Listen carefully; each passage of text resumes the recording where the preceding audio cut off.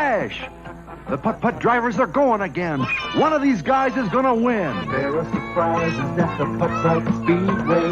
Lots of fun and thrills at the putt-putt speedway. It's ripping, roaring, racing fun. Putt-putt Speedway comes unassembled with race cars, drivers made to fit them, and everything else here from Mattel.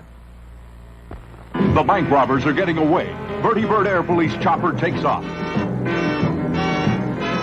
Headquarters has them on the screen. They're turning south onto Route 5. And you're after them. You drop the roadblock and go for a hookup. Now you move it forward, steady it, and lower it. You've got them. Now you bring them in. 10-4. The Bertie Bird Air Police comes with everything you see here from Mattel. Batteries not included. Jamaica, the warm, exotic island in the Caribbean, has a bustling tropical city. Summery mountains, sizzling nightlife, sunny open-air markets, many beautiful beaches, and all kinds of warm, beautiful faces. Come, our warmth is just hours away. Because so many Americans think getting drunk is fun, we thought you might like to join us in the National Drinking Game. Just answer yes or no to the following 10 questions. Do you talk a lot about drinking? Only when I'm awake. Do you drink more than you used to? I try to. Do you gulp your drinks? Only out of a glass. Do you often take a drink to feel better? Do you drink alone? Only if I'm stuck. Do you ever forget what you did while you were drinking? Do you keep a bottle hidden somewhere for quick pick-me-ups? How does he know? Do you sometimes start drinking without really thinking about it? Sometimes. Do you need a drink to have fun? I do now. Do you ever take a drink in the morning to relieve a hangover? Uh-huh. Congratulations. If you had 4 or more yes answers, then you may be one of over 9 million Americans with a drinking problem. Coming! We're coming! Oh, thanks, man from Glad. Uh-oh. Here comes old Thin-Bags Blevins again. You'd think living in this town he'd know. Glad garbage bags are the ones that really hold a load. That's why they're called the strong ones. Right, man from Glad? Right. I thought I was going to be late for the garbage truck. No, Mr. Blevins, you're just in time. Jump right in. Glad garbage bags, the strong ones.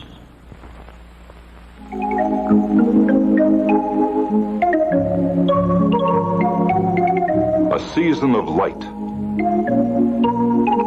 A season of joy. A season of festivals. A season of peace. A season also to remember safety pays. Make sure your light cords and holders are in good shape and that new ones carry this label.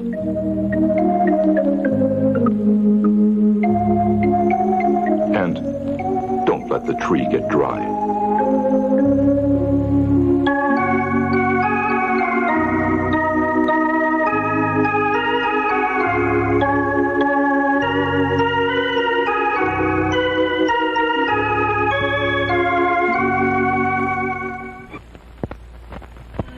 Even though I don't spend my whole life in the open air, I try to look as if I do.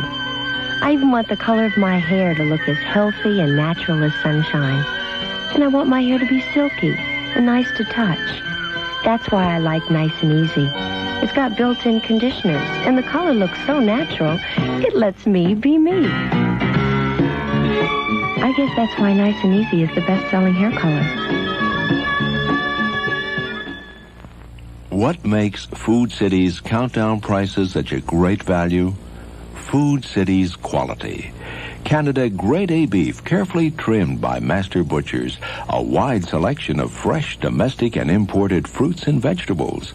Quality dairy products, so fresh they're guaranteed. And baked goods prepared fresh daily under rigid supervision. You get quality and countdown prices at Food City, where the cost of eating well is lower than you think.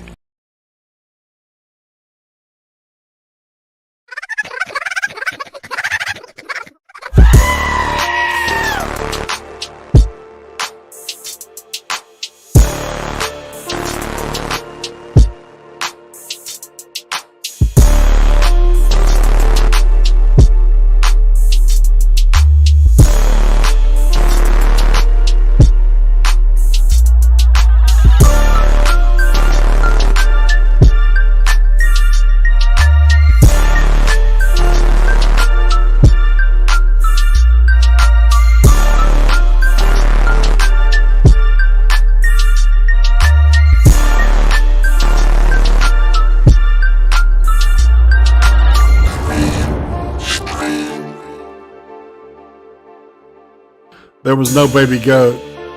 That's what was wrong.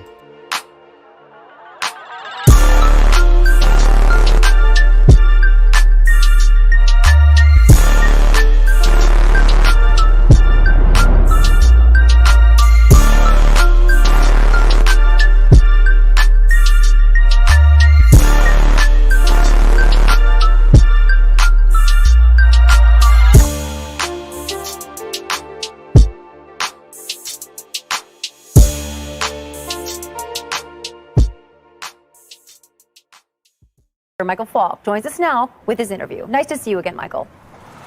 I cannot see you, Brooke. I can only hear you. Right. Okay. Hello, Brooke. I finished speaking with Brian Wasserman 26 minutes ago, and I've been standing here since then waiting for you to talk to me. Watch that interview now. Brian Wasserman used to live in a very big mansion. Now he lives in a tiny jail cell.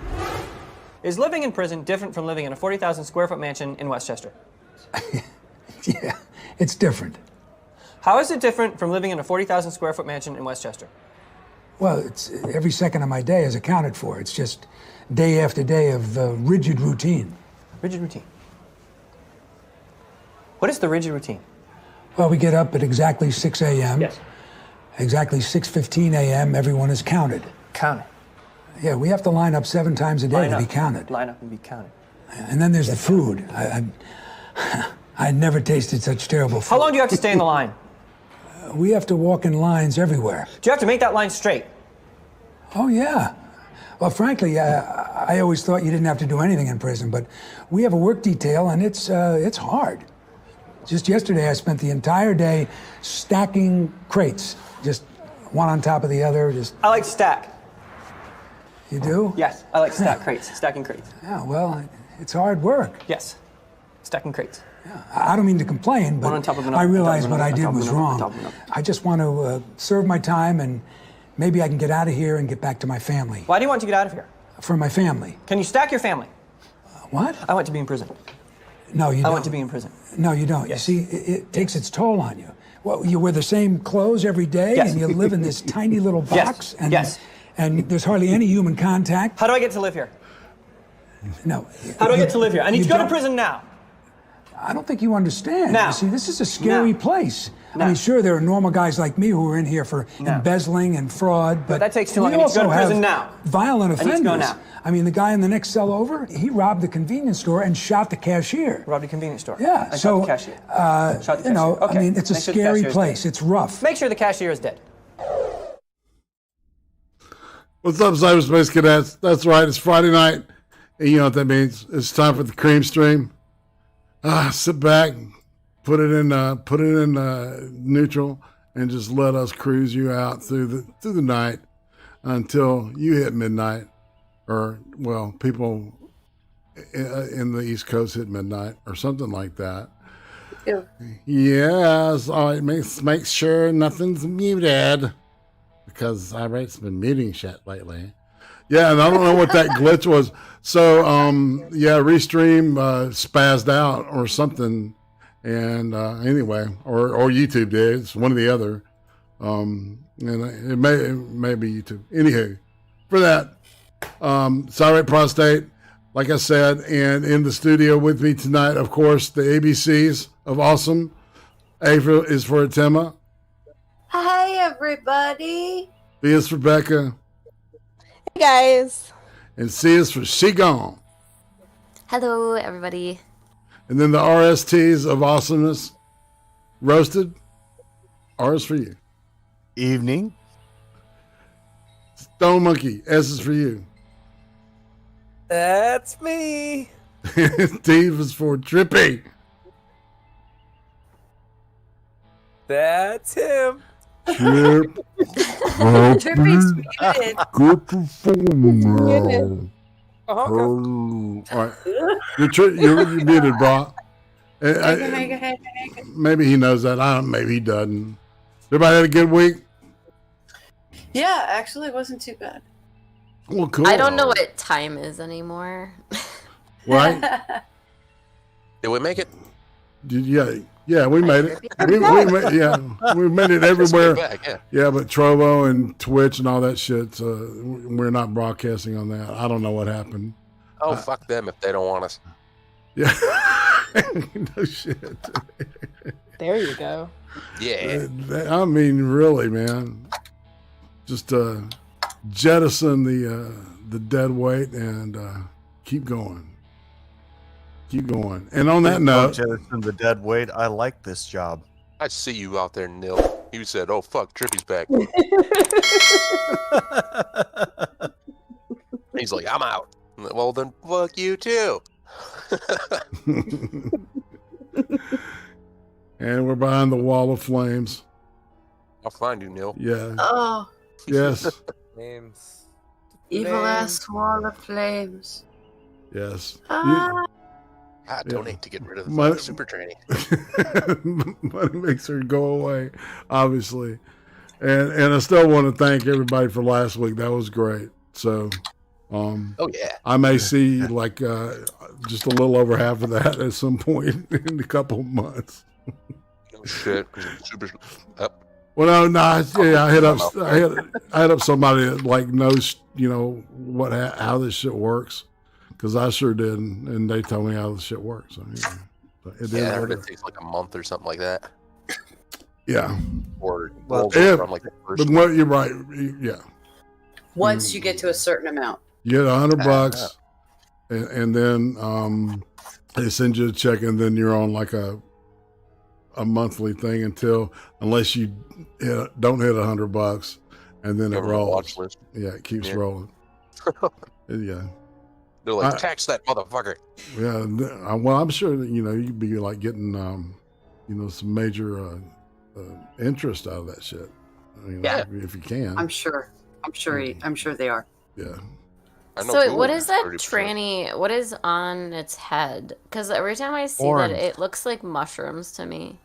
It's supposed to look like horns wrapped in flowers.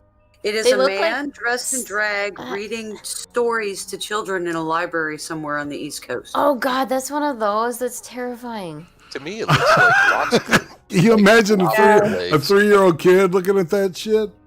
Balls fall out or some shit while he was reading a story. Great, you guys. Okay. Stunning and bright. You guys know what stinkhorn mushrooms are, right? It looks like that. Yes, I know. And they smell like dead bodies, and oh my God. I keep thinking crab legs or lobster legs. Why do they call them stinkhorn mushrooms? Yeah, they really smell like. I was at a property once, and there was like some stinkhorns nearby, and I thought that they like had murdered someone and like buried it in their backyard. It's that bad. They smell really bad. Like they're horrible. Like rotting. Oh my God. Yeah, something tells me it looks more like a dog dick, and that's probably what it's supposed to be. Yeah, they're like drippy and red and like. I don't want to. Yes. So they're like what, corpse flowers, but fungus? Let me know. Why didn't we kill all that kind of shit when we were still living in caves? Daddy, no. Gross, I'm killing it. Oh no. Yeah. Oh no. That's so scary. I don't. We did it to everything else, right? Like, I'm glad I can hide it from my face with the Discord screen. Indeed. We killed all the Neanderthals. We killed all the other human-like creatures. We didn't kill the Neanderthals. We bred them into the current human. Oh, excuse me. But yeah, we fucked them too, but we also killed them. Dude, what do you think Mongoloid people are? Too. Well, yeah, but we didn't kill them off. We just bred. There were more of us than them, and we outbred them, and they bred with us. Yeah. They integrated. I still kind of want to meet one of those little hobbit people. That'd be cool if they're still around. What, the pigs? Homo floresiensis. Yeah. Are they like on the islands that are secluded? Yeah. They were if you get near them, endemic to they'll an kill island. you. Oh, I thought that was a gay club. I know. Kind of sounds like it. Bad joke. Homo floresiensis. I feel like the YMCA and Macho Man are going to be played a lot. Pretty sure I added a bunch of letters to that. I said floresiensis. That's like 30 more letters than that word has, I think. There's a gay club over in Portland, or was called Cleopatra. Oh God. When there was my friend, it was great. She's like, "Oh, let's go in here." I'm like, Ah. We're sitting there, no idea. we're already pretty fucking drunk. We just kind of walked into the next bar we could get into. All right, guys, check it out. All right, Mason. I'm looking around. I'm like, seems a little hot. I'm like, weird. I'm sorry, man. I hate to interrupt, but this entire time. No, y'all aren't on mute. Oh, good. No. Whoa. No, I can hear us on the watch. Okay. All right. Now I'm confused. What I was going to say is we had some donations come in on the slabs. $10 from Mason Molpus. He says, glad I made it. Been dead all day. Now we're going to kill the demon tranny. Why, thank you, sir. I appreciate that. And Adolf for tits. Adolf for tits. I get it. 1776. The lines form right for an ass whooping. Okay. That's right. The lines form to my right for an ass whooping. That's right, because you're right-handed, of course. Right? So, all right, so what we have to do is we have to blast the flames, the purifying fire of awesome, and boom. Working. And now we're in, we've dropped into 2 minutes of hate. Hate. Yeah. Hate. Fuck everything. Well, I think I covered everything. I hurt. You hurt? I hurt. I've done about 4 weeks, almost 5 weeks of physical therapy now. And I've gotten to the point where I've activated all the muscles I have to repair everything. And now I have to strengthen them. And if you've ever done any working out, you know how uncomfortable the first 2 weeks of strength training is. Mm-hmm. Mm-hmm. And everything in my upper body wants me to die. So you just gotta fight it. Beat it back up. You'd be like, you're fine, muscle. You're gonna do what I told you to. You'll get there, Timma. You're doing good already. Yep. You're doing good already. Sure. Hey, and I don't know what it is. Does anybody else have a problem with double maskers being exceptionally retarded wherever they live?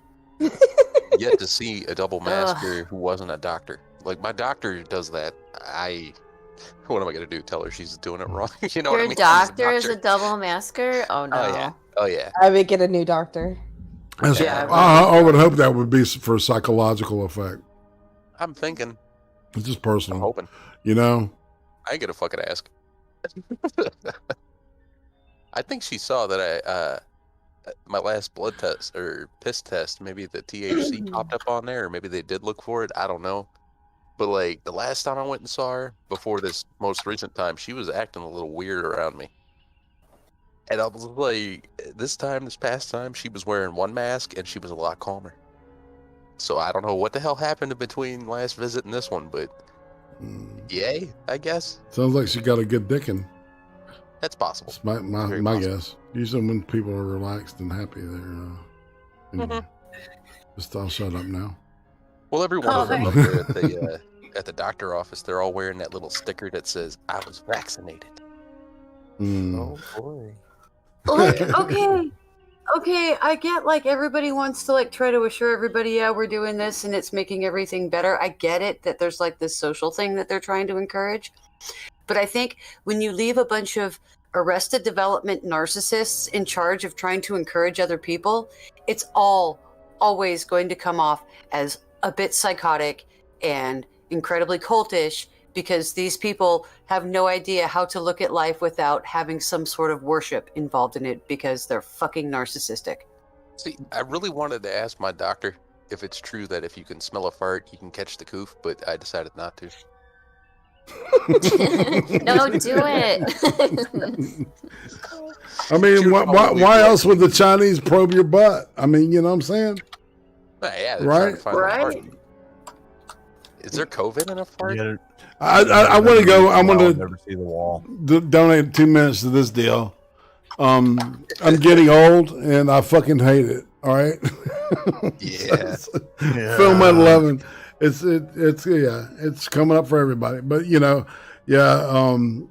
so I passed another kidney stone last night.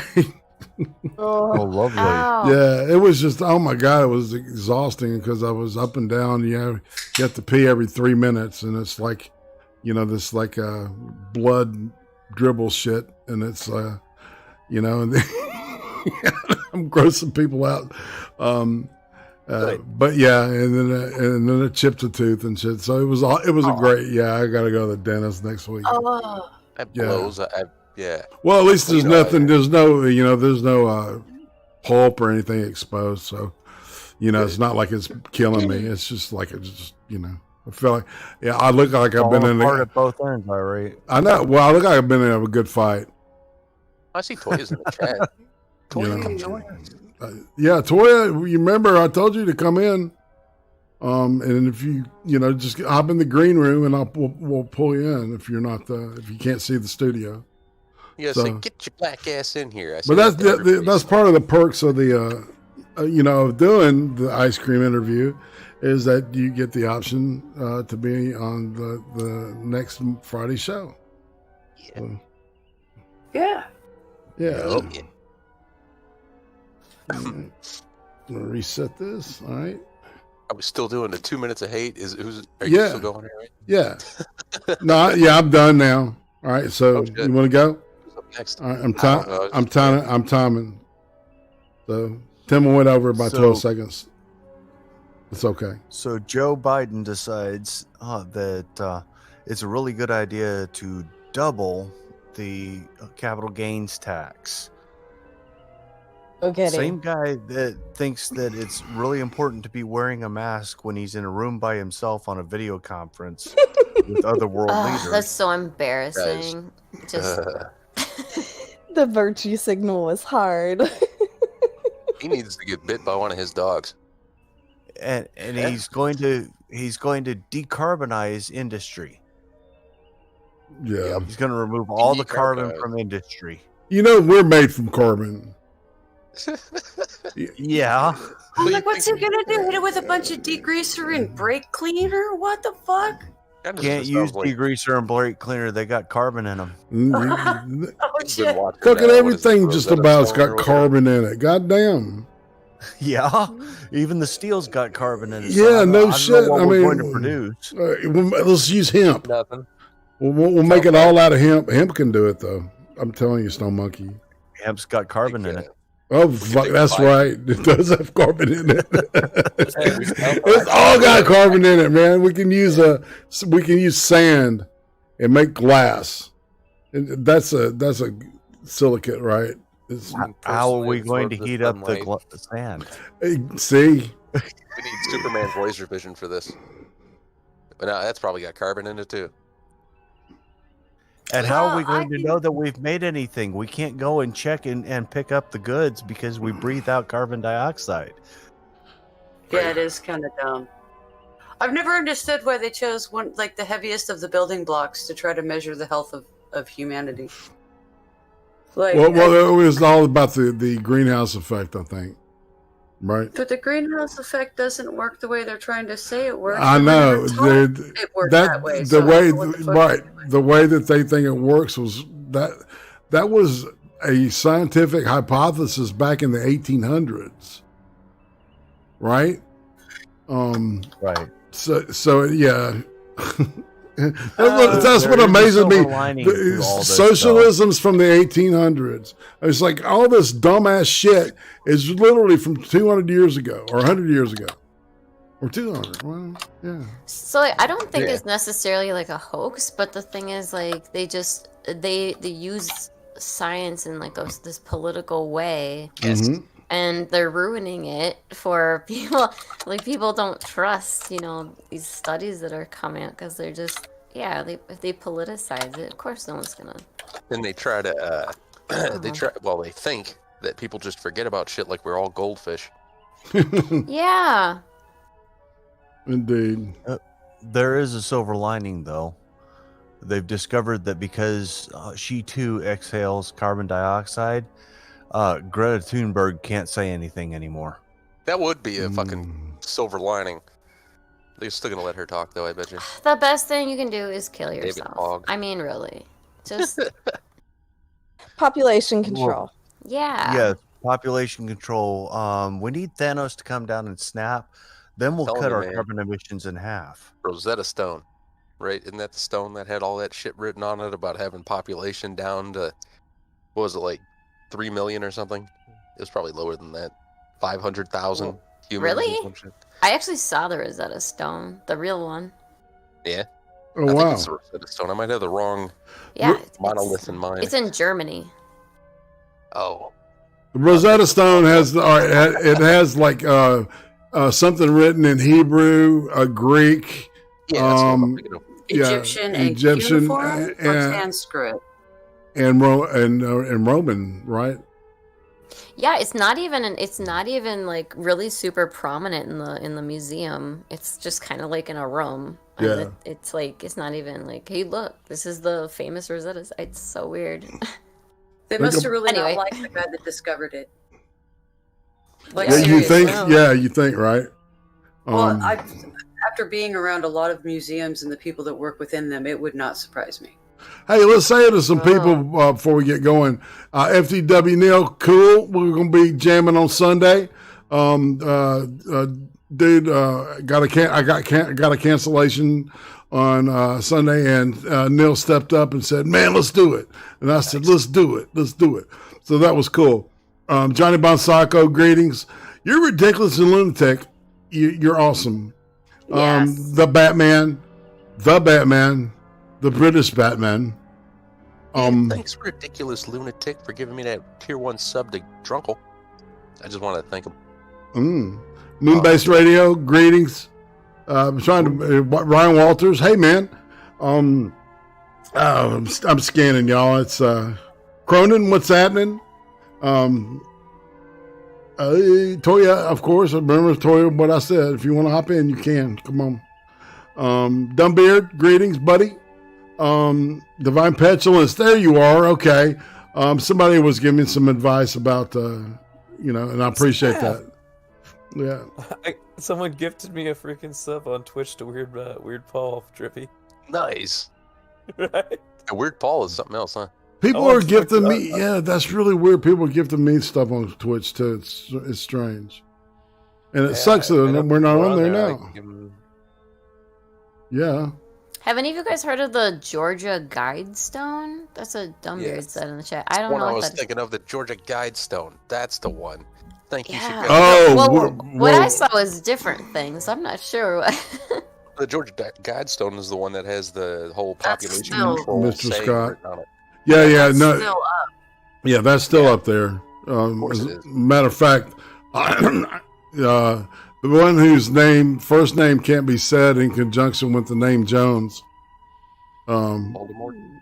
Yeah, went there and did this whole. Yeah, he did a whole thing about. And see, I'd known about it for years. It's been out there for a long time. And it was always like, dude, this is almost like satanic. I'm like, man. And you should see, man, in downtown Birmingham, Alabama, there's this satanic looking sculpture that the city paid for. That's really creepy, and it's built at the center of a place called 5 Points, which is literally five roads that come together into a point, right? And if you like take a map of the city, you can take and draw a pentagram with that shit. Yeah. I think you can do that with Washington too. Yeah. But yeah, you look up Birmingham, Alabama, look at Satanic Fountain, and it'll show it to you, man. It's just this artist, dude, that I had a chance to meet one time. And, oh my God, I can't remember. Frank Fleming, and I almost forgot his name. And yeah, he's a very, very interesting, very strange person. I don't know why I'm talking about that shit, because we got shit to talk about other things. 2 minutes. Go. Boomers with double masks are seriously retarded. LeBron James took 2 seconds away from sucking CCP dick to tweet out a race baiting tweet. Oh, and he threatened a about cop. the cop. Yep. Had the guy's photo up. Oh, LeBron James. I thought you said Brian James. 2 different people. LeBron James. And he was ratioed to fuck, so he deleted it and tweeted out something very similar. Yeah. And his tweet was reported to Twitter But by the time Twitter got around to investigating it, the tweet wasn't there. So their official report was, we can't investigate a tweet that's been deleted. Like they can't pull back up all of the deleted tweets. They're full of shit. We know that that's full of shit. Yep. Oh, yeah. Yeah, we do. Well, yeah, you can make a pentagram, but this makes, all right, so Batman makes a fair point. You pick out 5 points on a map, you can make a pentagram. Yeah, but I mean, this is like a perfect pentagram, dude. You know what really grinds my gears? What grinds your gears? Like that. Sorry. Is when you order something from Best Buy and then it's multiple days late. Oh God.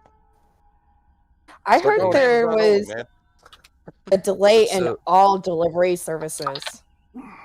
Amazon's been on point, so I canceled the order. Like and FedEx. Spent an extra $20 and got a slightly better keyboard that they had in stock and went and picked it up right afterward. Nice. Yes. That's much better than waiting day upon day. Well, they're waiting for the price of gas to go up, right? So they can double charge for everything. Yep. You know, because shipping is going to be like really, really expensive.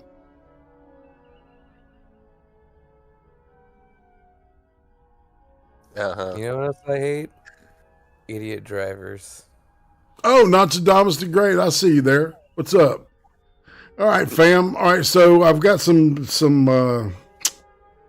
rolls. The first one's kind of short, and at some point, you know, it's like I was going to want to bring in the communism thing, and I put together a little package on communism. The very beginning, I've kind of got it to where if we want to truncate it, we can truncate it towards the end. I got some the US of A news is what we're going to start out with. I got some natural selection. You know, wonderfully ugly and stupid people doing awful dumb shit to it. You know, to tease death. I guess I'll close that. All right, so is everybody hooked up to the VLC? Yes, sir. Yep, yep. All right. You all ready to roll on into the TV room? I have to pee. I'll be right Well, back. yeah, that's fine. All right. Well, while we move over there, we'll just go through this little animation thing that Gaming Yelly Matt was over there earlier. Apparently, Sir Adamantine's got a birthday tomorrow. Oh, happy birthday, Addie. Yeah, he'll be, it'll be... he was sleeping before we left, so... Yeah. Oh, really? Yeah, well, he'll probably be firing something up tomorrow afternoon. So one of his Saturdays, man, and those are always. Oh yeah. Yeah, always. You gotta go the full 8 hours, or you can't be there, dude. Well, you know, and it was like. Hear the thunder? I'm gonna mute because I think it's getting loud enough that it's gonna come through the mic. Haven't heard it yet. Heard it a little bit. It's getting pretty bad. Right. I'm jealous. Cacao, you know. Yeah. It gets like that the summers in Michigan. Like we'll get storms like that at that point, and it's like the whole, time all the way up until summer. Like it snowed 3 days ago. Right. Why did it snow here 3 days ago? I don't fucking know. It's Michigan, and it'll be cold like that all the way until like July, and then we'll have like 2 months of summer. It's been weird here. It's been in the 40s. That's unusual for Texas in April. Yeah. And now we're already hitting like summer temperatures and stuff. So, and now we have this huge hailstorm coming through. My daughter's texting me as they're trying to drive back to our town. They're about an hour away. And she said, well, I think we're just going to stop at this IHOP until it passes. And I'm like, no, your curfew's at 1, child. I want you guys to be safe, but they can don't stop stay out at all a night. hotel room.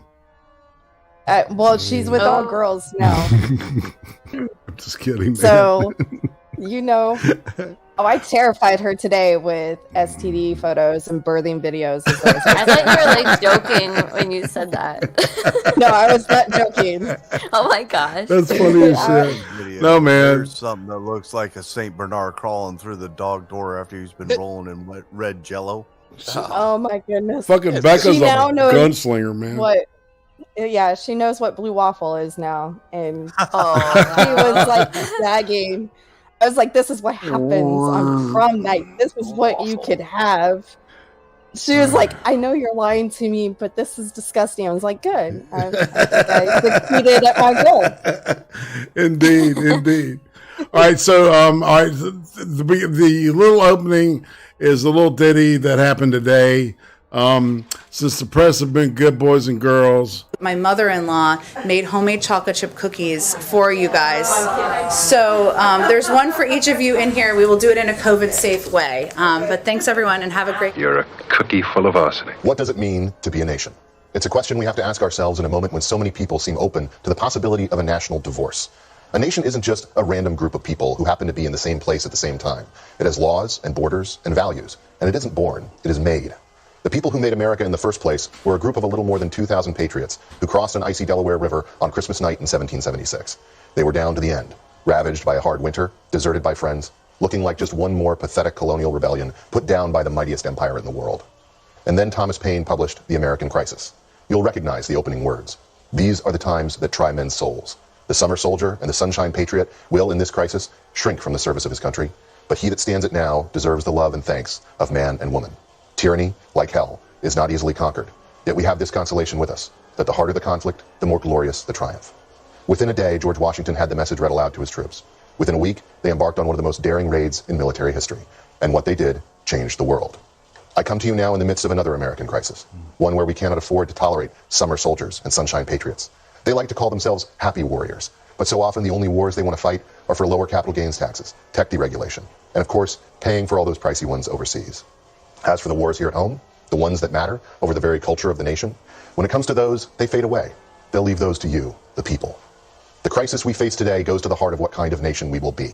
As in 1776, it is a question of who rules. Is it the globalist tech oligarchs, Hollywood executives beholden to China, the race radicals who dominate our universities, a fundamentally anti-American media, the frail, feeble politicians, and the Marxist children of the left? Or is it us, the American people, a great people, a free people, who above all care not for money or power, but for the nation we love? In 1842, an aged veteran of the American Revolution named Levi Preston was asked why he fought. Was it the Stamp Act, the tax on tea, the philosophical principles? He replied, "Young man, what we meant in going for those redcoats was this. We always had governed ourselves, and we always meant to. They didn't mean we should." The same challenge faces us today. The forces arrayed against the survival of the United States of America, foreign and domestic, do not believe you have the capacity, the ability, or the right to govern yourselves. They work every day to scare you into silence, indoctrinate your children, gaslight you with falsehoods, direct your future, and stamp out your freedom.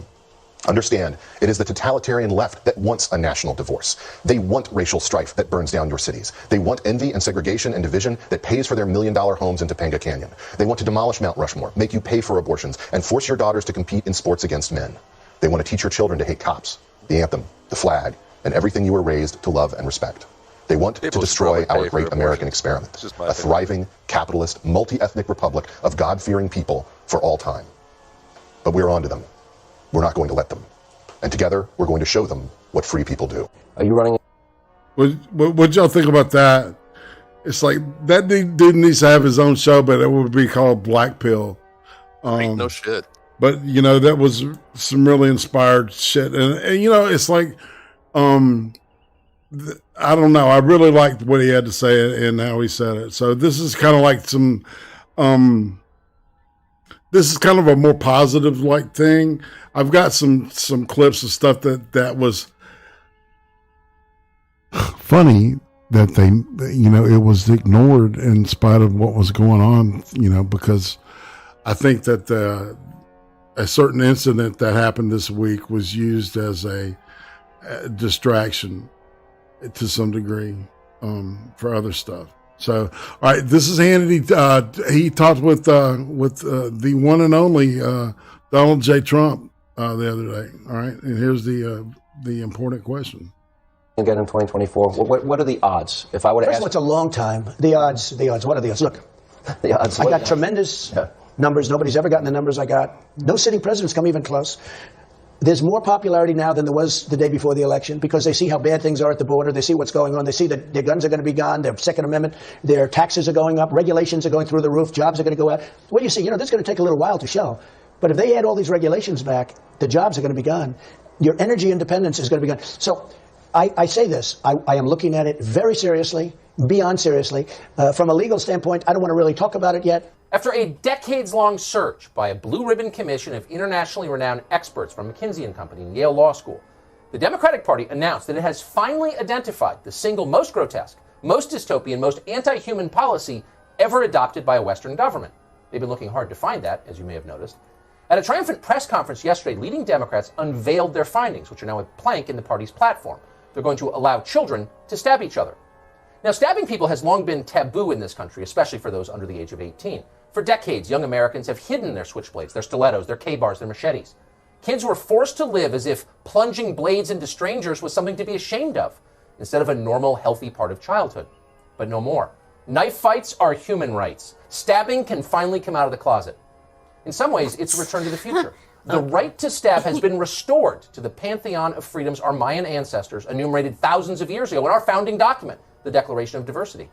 Going forward, allowing children to stab others will be enshrined in law, alongside America's other core foundational rights: the right to commit voter fraud, the right to free body piercings, the right of trans illegal aliens with pituitary disorders to become fighter pilots. These are the rights upon which this nation was founded, the rights the Democratic Party exists to protect. Now, not everyone embraced the news. Some called it a form of child sacrifice. Of course they did. As Kamala Harris often points out, bigots hate progress. They want to take this country back to the dark ages, a time when America's residential neighborhoods were safe and people liked each other. But there's no going back. On Tuesday, some Neanderthal in Columbus, Ohio, a racist probably, called 911 to complain about an attempted stabbing, which at the time, if you can believe it, was considered a bad thing. Listen. These grown girls over here trying to fight us, trying to stab us, trying to put her hands on our grandma. Get here now. We need a police officer here now. Someone's trying to stab us and get our grandma. We need a police officer here now. Now, if your first thought when you heard those words was, calm down, racist, stabbing people is an important part of childhood development. If that was your response, give yourself an equity ribbon. There may be a job for you in MSNBC primetime. A stabbing? What's the harm there? That was our thought. Yeah, they need a And then we saw a clearer version of the tape of what happened next, and we will concede that just for a moment, we wondered if allowing kids to kill people with knives was really the enlightened idea they told us it was. So we'll let you decide. Here's a teenager called Makia Bryant. She's the one with the knife. She was seconds from plunging that knife into someone else when the police arrived.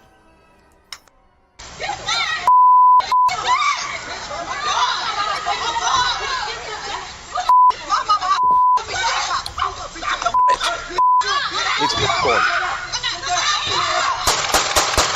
There's some corn right there. So it doesn't matter who you voted for or what your views of modern America are.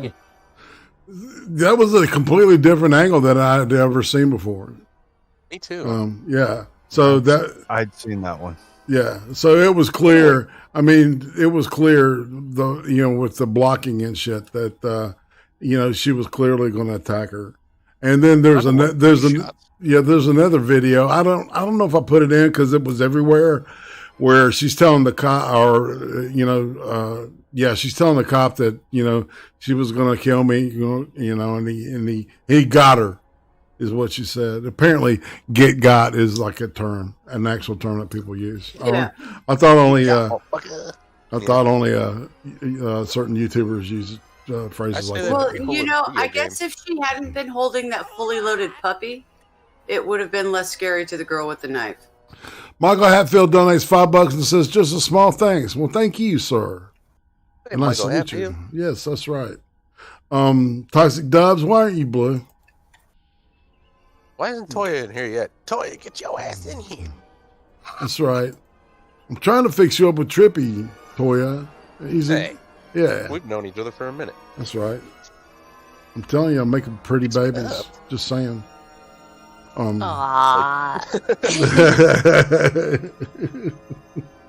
right, we'll keep rolling. Sorry, y'all. You don't need to guess watching that tape what was happening. If you listen carefully, you can hear someone say it. I'm going to stab the F out of you. And there's no question she was going to do that. Her hand was in the air. The knife was heading into the downstroke. The other girl was just an instant from being stabbed. So if the cop wanted to save that girl, he had to shoot, and he did. Now, we're not crime scene investigators, but that was our conclusion after watching it several times. Kara Nikita of the Black Liberation Movement of Central Ohio had a very different take, and honestly, it's possible she has more experience with these things. As she told the Washington Post, quote, as soon as the officer got out of the car, he had the gun ready to shoot somebody. Law enforcement and city officials are rushing to make excuses because she had a knife. Those excuses are not valid to me. So know this, America, those excuses are not valid to Kara Nikita, or indeed the entire Black Liberation Movement in Central Ohio. Those excuses being one person stabbing another person to death in front of the police. Kara Nikita knows exactly how an able police department would handle a situation like that. Yes, there was an attempted murder in progress, and that's common in kung fu movies. But it doesn't mean you need to use firearms. Using a gun to save a life is not affirming. It's not equity, even if the girl the cop saved was also an African American. If that police officer had read Ibram X. Kendi, he'd been trained in the principles of anti-racism, and he would have produced a pair of soft foam nunchucks and disarmed the assailant, or just let the girl get stabbed. Someday soon, Merrick Garland's Justice Department will send down a dissent decree mandating just that, we have no doubt. In the meantime, though, MSNBC pointed out, we know for a fact that that cop was a racist because he didn't even bother to ask Ma'Khia Bryant what her grade point average was or whether she had a popular TikTok account, if you can even imagine. Ma'Khia Bryant, a 16-year-old girl in Columbus, Ohio, called the police for help. An officer was on the scene, and in 22 seconds, he shot her dead. An honor roll student who's making TikTok videos on makeup and hair. This hasn't stopped. And still, 40 minutes after that ruling, a 16-year-old girl can be shot in front of her house. So no, I'm not hopeful. Because unless there is wholesale change, abolishment of this institution that continues to fail tax-paying black people in this country, everything else is just fanciful thinking. So who's that guy and what does he know? That's Jason Johnson of MSNBC. He's an accredited scholar. He teaches communication at Morgan State in Baltimore. Professor Johnson has looked into this, and he's concluded that if kids can't continue to stab people in their own driveways, we're going to have to abolish the police. Any institution that will not allow child stabbings doesn't deserve to exist. And then the ACLU affirmed this. We'll say it again, the former Civil Liberties Organization declared on Twitter. A system that kills children with impunity cannot be reformed. Impunity? Huh. What? You nodded as she read that? Yeah, Newsom doesn't work at the ACLU. She's not some fancy academic genius like Jason Johnson. She's a full-time BLM protester. She's a child of the rough and tumble, a poet of the streets. Yeah. What's John with King's probably posting about it. What's with the Confederate flag the cop is holding? I wonder why the black woman... I'm so confused by this picture. I feel like it's photoshopped. Could be a jacket. It may be a Photoshop. That looks really photoshopped. Yeah. Maybe it's one of those, like, part of a meme. It's TV, yeah. And I really like the sarcastic, application sarcastic route that he's taking with this story. Oh, yes. It's the really, derision is fantastic. Yeah, yes. right. Who also happened at one point to study film at the Tisch School at NYU. According to Bree Newsom, quote, teenagers have been having fights, including fights involving knives, for eons, meaning a very long time. We do not need police to address these situations by showing up to the scene and using a weapon against one of the teenagers. Right. Just because someone's getting stabbed doesn't mean you have to stop it. Racist. Children have been stabbing their friends forever. Get over it. Let kids be kids. Let them stab each other. Let them stab. The guy who used to run the NAACP said that yesterday very clearly on CNN. He flubbed. It is not wrong. It is in fact right for people to ask, is it appropriate? Was it the right thing? Was it a necessary? Did he say ICP? No, he said MS-double-N, and then he was like NAACP. Like, I thought he said ICP, dude. He might have. That'd be funny. That would be funny as shit. Yeah, he should especially do a whole show, and Tucker be in face paint and have a chain on with the hatchet man and shit. That'd be fucking hilarious. Very I'd clearly have to sue him though. It is not wrong. It is in fact right for people to ask, is it appropriate? Was it the right thing? Was it a necessary thing for a police officer within minutes pulling out his gun and firing 4 bullets into a teenager's body? What if it were your daughter? What if it were your child? Is that Pam Grier? Just asking. I don't know. What if it were members of your family, your neighbor, in essentially a teenage fight, a schoolyard fight? It's just a schoolyard King fight, hair. explains Cornell Brooks. You mean you didn't go to a school like that, where kids were plunging blades into each other's chests? Then you missed out. Joy Reid, the race lady over at MSNBC, has lived what seems like an unusually privileged life. She grew up in Denver, the daughter of a professor. Then she went to Harvard, where she studied something called visual arts. So she's a confirmed member of the top 1%. But even so, Joy Reid saw an awful lot of knife fights going to school, because that's just how schools are. I remember fights in even high school, or even younger than that, where a kid brought a penknife or something to school, and teachers were able to defuse that, and they have guns. Yeah. Look at that woman on the right, rolling her eyes. So stabbing people isn't a big deal, says Joy Reid. Yeah, I mean, you know, it's like it's insane the way they're trying to spin this one. You know, She didn't see any of that shit in her school. I fucking guarantee you she and never basically, well, to be honest, man, that's just fucking local news, really. You know, it's like it's becoming a national thing now. But, you know, shit like this happened. There's been unarmed anyway. Fuck, I don't get on it, man. It's just. I had a comment. Who did? A Tim. I was going to say, I find it kind of insulting that this guy is sitting there saying, yeah, you're going to be brokenhearted because your kid stabbed somebody else in a knife fight, never addressing the fact that 95% of parents out there tell their kids to not stab other kids. I never had to be told that, but I knew it. You know? You know what I'm saying? Like, my mama taught me well. Like, any parent, exactly, Trippy. Am I on the, any parent with their salt. Have I worth slid their into salt an- is listening to that guy going, "Yo, fuck you, dude." If I slid into another alternate universe, yeah, dude, we're like stabbing people's okay. Or that, you know, people die from getting stabbed. It's like Right. no one's even talking about that. And that like, cop saved the life of a black girl. Holding a puppy. Right. Okay. Right. Was she actually holding a puppy? I didn't- puppy. It was either a little bitty pug or it was a puppy. It was one of the two. But there was a Hold on. live little bitty animal in her arms. And that didn't get shot either. Matter of fact, nothing but the person with the knife He got shot. literally saved a little girl. He saved a teenage girl covered in pink holding a puppy. Come on, guys. Oh, you know the people that are saying like he just like shot wildly or something? Like if you see I know the about video, that. like he's Oh, no. really a good shot. That was a like, good. He I was shot the actually. contact. Yeah.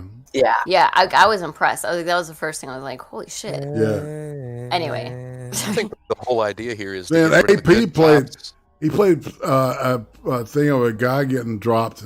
Like, I mean, he must have shot him square in the head, man, because that dude just went boom.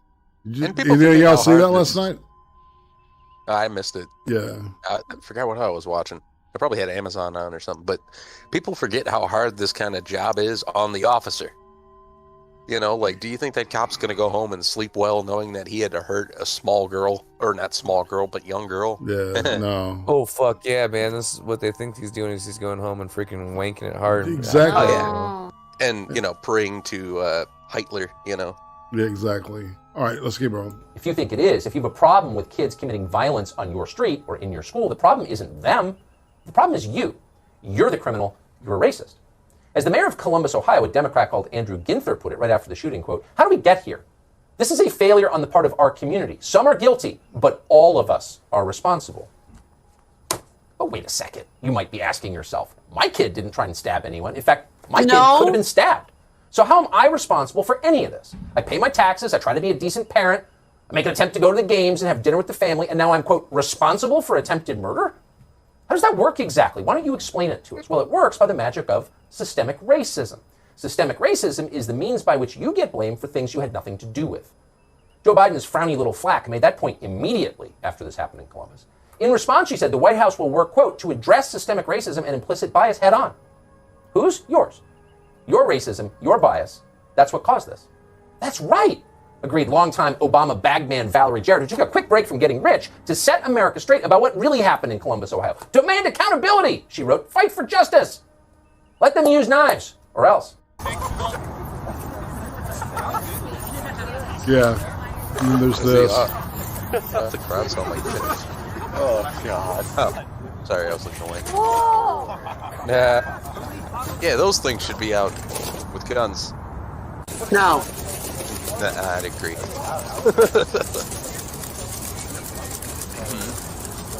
Those are for delivering stuff. Yeah. Yeah, well, there's a version that's got a I know. like a hand thing that comes out and shit. And, yeah, they can do some really terrifying shit. Like Cyborg from the Justice League movie. He had little arms in that movie, and I don't know why. I mean, like he had an extra set of little arms Man, on his you back. could tell that was real plastic. You know what I'm saying? President Biden celebrating Earth Day by promising Yeah, he'll that's force cool, America though. to do its part to save the planet. The United States sets out on the road to cut greenhouse gases in half by the end of this decade. This is a moral imperative, an economic He's not going imperative, to be around a for moment that. of peril, but also a moment of extraordinary possibilities.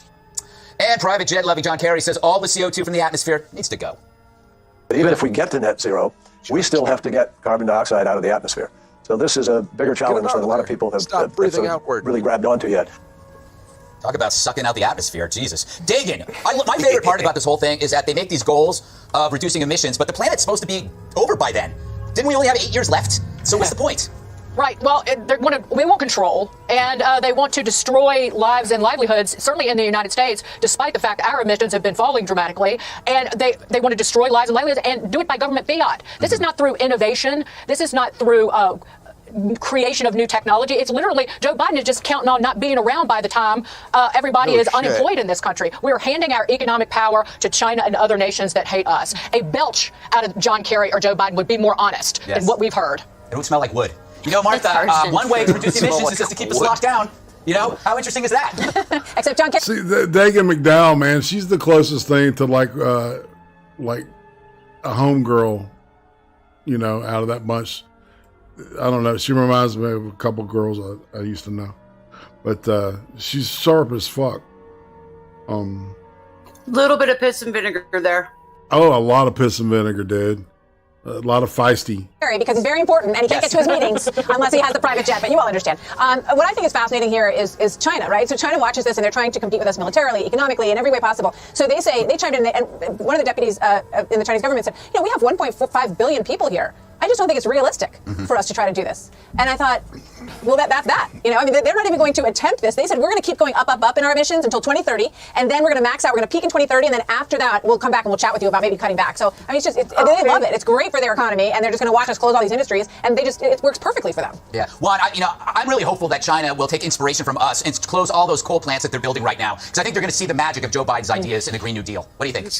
Sure. Well, there's no way that we can enforce it, but that's the idea, and that's what you just heard from Xi Jinping today. He said they were going to have strict limits on use of coal in China. I mean, you know, he might sell you a bridge or something, but let's see what happens. But we got to try to get people on board. And today it was inspiring to see that you had not only the Chinese leader, you had the Russian leader, but, you know, the argument here at home and the one I'm hearing from you guys today is puzzling to me because, you know, a lot of the big unions, including a lot that, you know, represent a lot of Trump voters, but they're on board with President Biden's plan. I mean, you think about it, the International Brotherhood of Electrical Workers, the UAW, the whole auto industry. You think about SEIU, the big union. They're all backing the Biden plan. You think about Wall Street, record highs, setting records. Why? They like this plan. I think the stock market went down today. I don't know why the union. I don't know why the unions would back this. What could the reason for that be, Jesse?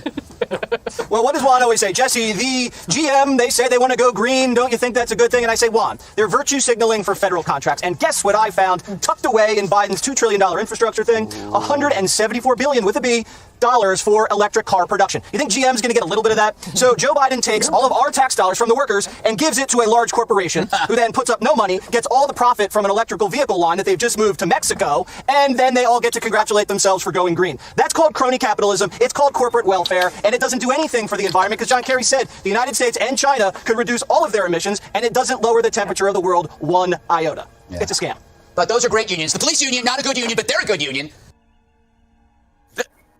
I still want to know how you're going to remove carbon from the atmosphere. Welcome back, Becca. I'm very curious how you're going to remove one of the building blocks of life from the atmosphere. All right, I think Toya's going to join us now. So expect her to pop in. They just say shit at Tema, and then they think everybody's going to believe them. All right, so I was thinking I wanted to throw a little communism pack in. And I really like this stuff that John Stossel has on this channel. I really recommend y'all, if you want like to not lose complete faith and choke on that black pill so hard, is check his channel out. And I love the way that he's very even-handed about the way he looks at everything. right? You know, yeah. So he's anyway. So what I wanted to do was just go ahead and he's got this thing. This is, I took the best parts of what I thought were the best parts out of this little series. He does stuff on communism all the time. So this is a little package taken from that. We can make that work. Hello. Hello. All right. Who we hello? Tell me if y'all see it. Let me see. See what? A pandemic called capitalist corporate greed. People eagerly find fault with capitalism. If capitalism works, if this is the best we got, why does it seem to give such a raw deal? A raw deal? Is that what we get? I hear that from people now working for Joe Biden. Do I look like a radical socialist? Not especially, but with so many upset about America's wealth disparities. It's time to take a closer look at the socialism these people want. We are committed to transforming our society into one based on freedom, equality, and solidarity. The belief that socialism will bring that is why it's now as popular as capitalism among young people. Another big reason is, oddly, this 90-year-old, linguist Noam Chomsky. Students study his work in class, and colleges pay him up to $30,000 to speak. Thanks very much. Yet for generations, Fecal matter can earn money. Did you know that? Wow, he doesn't look like he's aged a day. I'm kidding. Yeah. Capitalism, I don't like Noam Chomsky. And you get filthy rich, right, and live a life where basically, you know, you get your talk for a living. He licked. You know, you're happy licked on the exactly. And he's touted for being a genius, but he's a linguist. Oddly enough, what does a linguist know about economics? You ask. I don't know. Dick all. I have no idea. I can see how economics would be easy if you were really good at linguistics. Yeah, I mean, you know what I'm saying, though. Yeah. Exactly. No, you're right. No, you're right on the head. I know exactly what you're saying. He's all about influence. All right, so let's roll a bit. Let's let this roll a bit, and we'll see what happens. Chomsky misled students by calling capitalism a grotesque catastrophe. I thought the fall of Soviet communism would put an end to such nonsense. Surely everyone would now see the catastrophe is socialism. But no, socialism has come back strong. So in this video and the next, we'll bust 5 myths about socialism. The first is the claim that wasn't real socialism. The Soviet Union, this was about as remote from socialism as you can imagine. It's absurd to say that the Soviet Union was remote from socialism. Economist Ben Powell reminds us that when the Soviets made private business illegal, that's about as close as the world ever saw to the pure socialist end of the spectrum. But whenever socialism fails, people always say that wasn't real socialism. It doesn't prove anything about socialism in other countries. Working people have to be in control of production. The Soviet Union is the exact opposite of that. Working people had no control over anything. But that's the problem. That is what socialism inevitably delivers. Socialism means abolishing private property in the major things that go into production and replacing it with some form of collective ownership. In practice, this means state ownership and control, and the Soviet Union had an abundance of that. Of course, the Soviet Union is now gone, so some say there is no true socialist country that exists today. But there is. Look at Venezuela. What? Just eating is a luxury. When I say socialism created hardship there, people trash me in my own social media. Read a book. Venezuela's not socialist. Think a bit. I'll do better than that. I'll listen to the politician who wrecked Venezuela. El capitalismo es el reino de la injusticia. Because capitalism is tyranny. Hugo Chavez said his government must take over businesses. ¿Y este edificio? Es un edificio que tiene comercio privado de joyería. Expropiese. Expropiese. That's socialism. The socialists turned the richest country in Latin America, the nation with the biggest oil reserves in the world, into the poorest country. But it's not clear that crisis has anything to do with their socialist policies. That's myth 2. Venezuela's failure has little to do with socialism and a lot to do with poor governance. Some of Chavez's programs could have been sustainable if he pursued a sound economic policy. Yeah, some of his policies could be sustainable if he had a sound economic policy called capitalism. Why does it have to be capitalism? Oliver's saying if he just managed it better. It's a story about epic mismanagement. Or here's how Al Jazeera puts it. Economic policies have failed to adjust to reality. That's the nature of socialism, is for their economic policies to fail to adjust to reality. Because economic reality is evolving every day. It's millions of decentralized entrepreneurs and consumers who are making fine-tuning adjustments to this. In our capitalist society, when COVID hit, what did we start seeing? Millions of entrepreneurs adjusting without government orders of how to deliver their products and services. Servers have switched roles to delivery drivers, while bartenders have turned into sales reps. Restaurants installed the heat lamps, expanded patios, did delivery. Although reporters complained about the absence of federal direction, no central authority could possibly direct all these individual adjustments in thousands of different places. In fact, federal direction would have prevented all that. In a market economy, the great thing is everybody's little adjustments gets tested and we get to see what works. Blockbuster was great, but then people were offered something better. TV shows and movies at your command. By contrast, in a socialist economy, you get a one-size-fits-all adjustment, and you missed out on this learning process where some entrepreneurs copy others when they see things successful, and they stop doing it when it's not. For example, East Germany's socialist planners pushed these Trabants. They said the cars were great. Becca, remember the Trabants? Yes. Those awesome Trabants? But it was a terrible car. Hard to drive, and it spewed pollution. Even when West Germans were building Volkswagens, BMWs, and Porsches, East Germans were stuck with Trabants. In a socialist economy, every one of the minor adjustments needs to be commanded. One mind who has to know all of those teeny adjustments, communicate it down, and get everybody to do the right thing. That's impossible. No government department can manage millions of individual decisions and prices. When they try, shortages occur, and money loses value. If you work the whole month, you can buy one hamburger. Here's another excuse for Venezuela's failure. Oil prices plummeted in 2014, and Maduro failed to adjust. Vox made this video called The Collapse of Venezuela Explained. In the whole video, they never mentioned socialism once. They blame falling oil prices. The oil price is a complete distraction. There's plenty of countries around the world that depend on oil revenue. When oil prices went down, the people there didn't start losing weight. That just happened in Venezuela. Finally, some people respond to my videos by saying people in Venezuela and Cuba struggle not because of socialism, but because of our sanctions and embargo. They certainly don't help the people, but it's an afterthought as a reason for their suffering. In Cuba, they drive around 1950s U.S. cars, but we don't have a blockade on them. There's no U.S. Navy destroyers preventing Kia, Fiat, or whoever else around the world from sending them cars. The reason for their suffering is they have an economic system that can't deliver. Here's myth 3. Socialism brings good things if it's democratic socialism. The examples of failed socialism that critics use Except are for not that socialist democratic democracies, but socialism is authoritarian literally states. mob rule. Democratic socialists denounce all that. The key word for them, democratic. They believe that both the government and the economy should be run by the people by way of the ballot box. That's not what they mean. But that's the what it Venezuela is. socialist was elected. Aquí no hay dictadura. Yo he sido electo aquí 3 veces. They can start off democratically elected, and then once they centralize control over the economy, it becomes impossible to democratically unelect them. Economist Ben Powell. Now, Maduro rules while ordering state employees to vote for him or they lose their job. Maduro blatantly buying votes. They put food aid stations next to polling places and you get rewarded with rations if you vote correctly. Now democracy there is a sham. It always becomes authoritarian? Always? Everywhere you try socialism, that's what you get. Why? It's hard to exercise political freedom if you don't have economic freedoms. If you're dependent upon the state for your livelihood, you lose your ability to use your voice to oppose them because you can be punished. But unfortunately, people don't realize that when they're promoting democratic socialism. Democratic socialism is your kid's public school. It's the researchers and scientists paid with our taxes. It's our interstate highway system. We're not purely capitalist. There are some industries that are government-owned, operated, and controlled, socialized, if you will. It's no accident that when you look at these and think about things that are inefficiently done and underperforming, our public education, our congested streets, these socialized industries don't work well. But what about Norway? It's as socialist as they come. Instead of Cuba or China, think Sweden. Myth 4. Socialism does work well in Scandinavia. But Scandinavian countries are not socialist. Sweden isn't socialist. Volvo is a private company. Go to restaurants, hotels, they're privately. Yeah, this is the shit they leave out.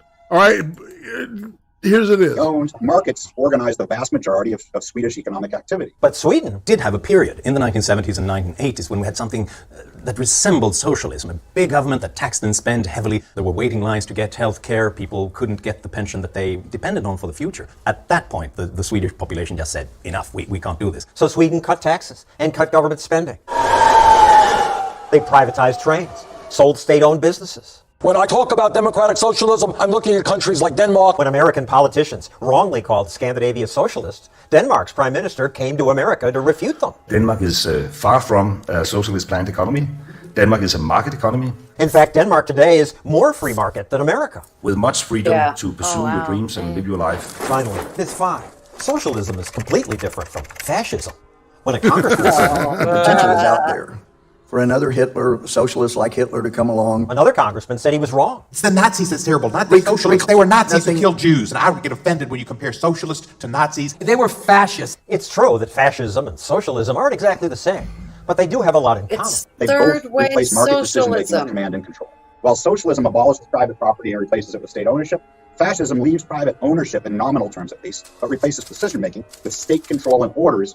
As an average person living your life, whether under socialism or fascism, you lose your autonomy, your control over your own future. Nazism is Only under literally capitalism called do you have the third freedom way to say socialism. no. Entrepreneurs offer you their services, they offer you employment, you can say no and choose a better path for yourself. You don't get that same type of choice when someone else is planning the economy. Powell and another economist wrote a book about socialist countries. We went to Socialism 2018, the biggest gathering of young socialists, and they pointed out lots of problems in the United States, problems with migration, with war, with policing.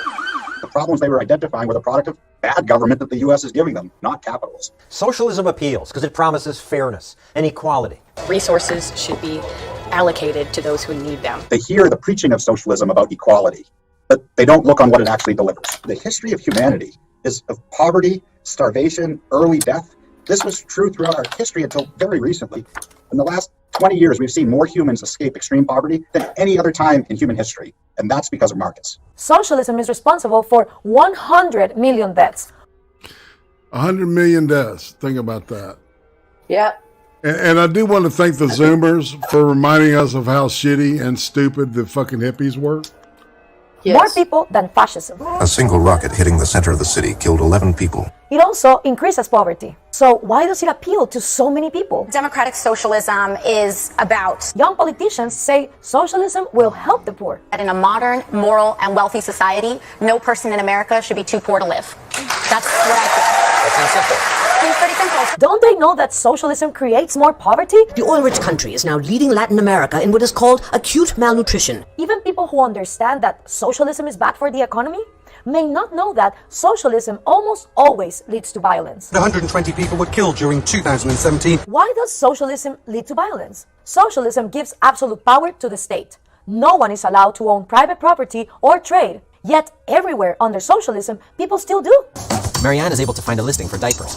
The black market online price is almost $10 cheaper. People have to trade in the black market to survive, but then government gets violent. They throw some of them in jail. My father was a political prisoner for almost a decade because he's in his 20s sold soaps and perfumes and did not want to relinquish all his profits to the government.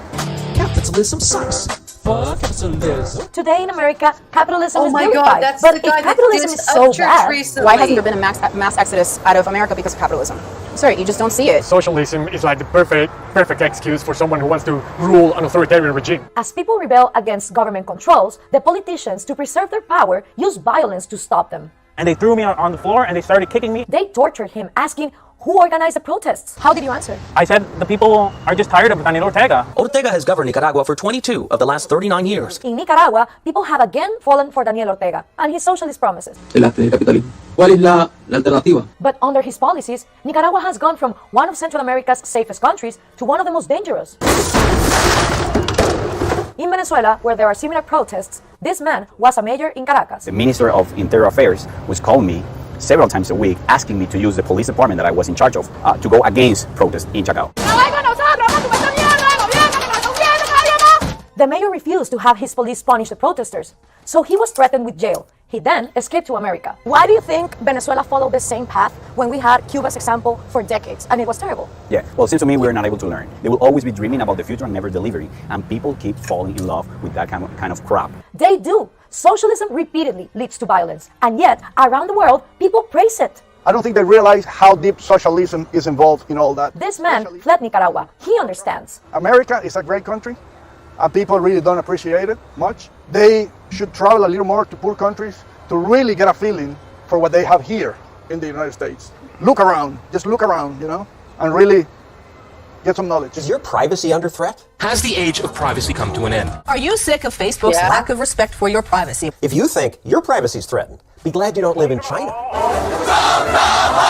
Chinese government wants to give every citizen a score based on behavior. Purchase history, political leanings, and social interactions would be used to calculate a person's trust score. Facebook and Twitter are banned in China, so people use WeChat, one of the world's most popular mobile apps. So the government spies on that round the clock. The state also monitors the Chinese version of Amazon called Alibaba. Alibaba is by your side 24 hours a day, 7 days a week. Why should we care what the communists do? We're not in China. You're walking to the communists voluntarily. That scares me. Lee Schoolin came to America 30 years ago. After I came to the United States, I thought, oh, no more politics. I'm in the land of free. I'm not worried. Then after I saw these things happen, I said, no. I said, I have to tell the American people, don't let this happen. Here's Lee when she was 16.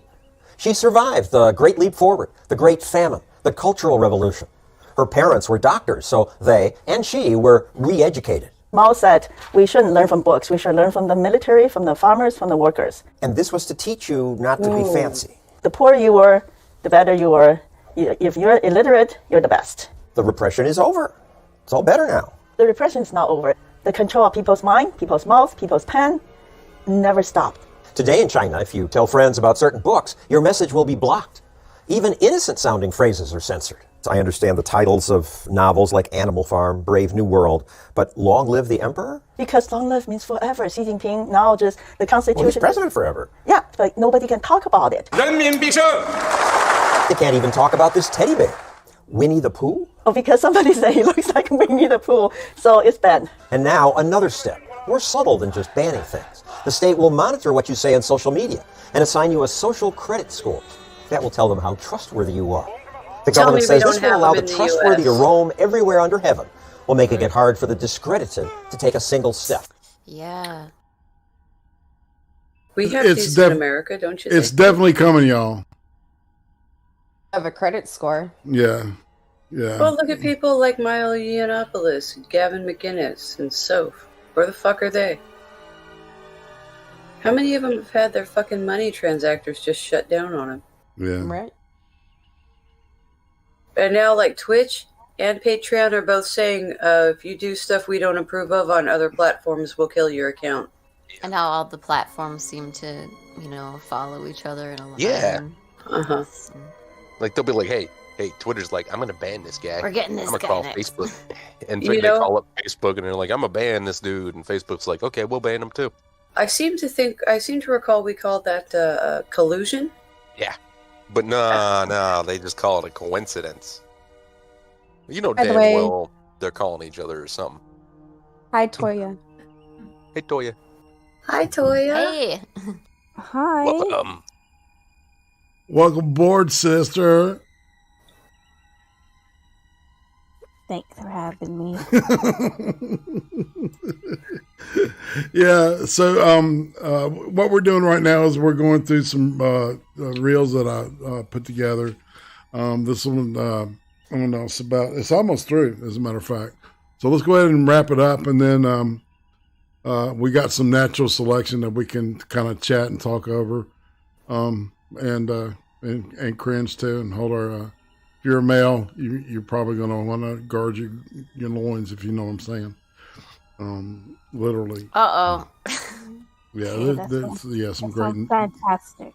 They're going to make it mandatory to microwave our balls. Funny shit's going to be there.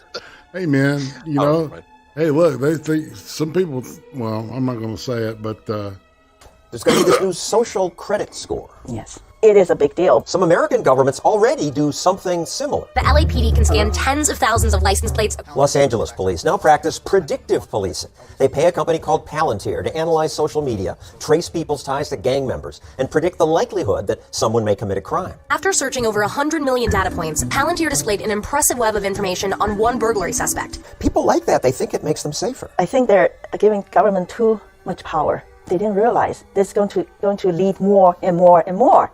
There's no end. I would like to know that there's a trust score so I can know who's trustworthy and who's not. Sounds sort of appealing. Yes, we do want to know who we can trust when we do business, but those are market behaviors. We don't need the government to get involved. When government does get involved, bad things can happen. What happens if you have a low score?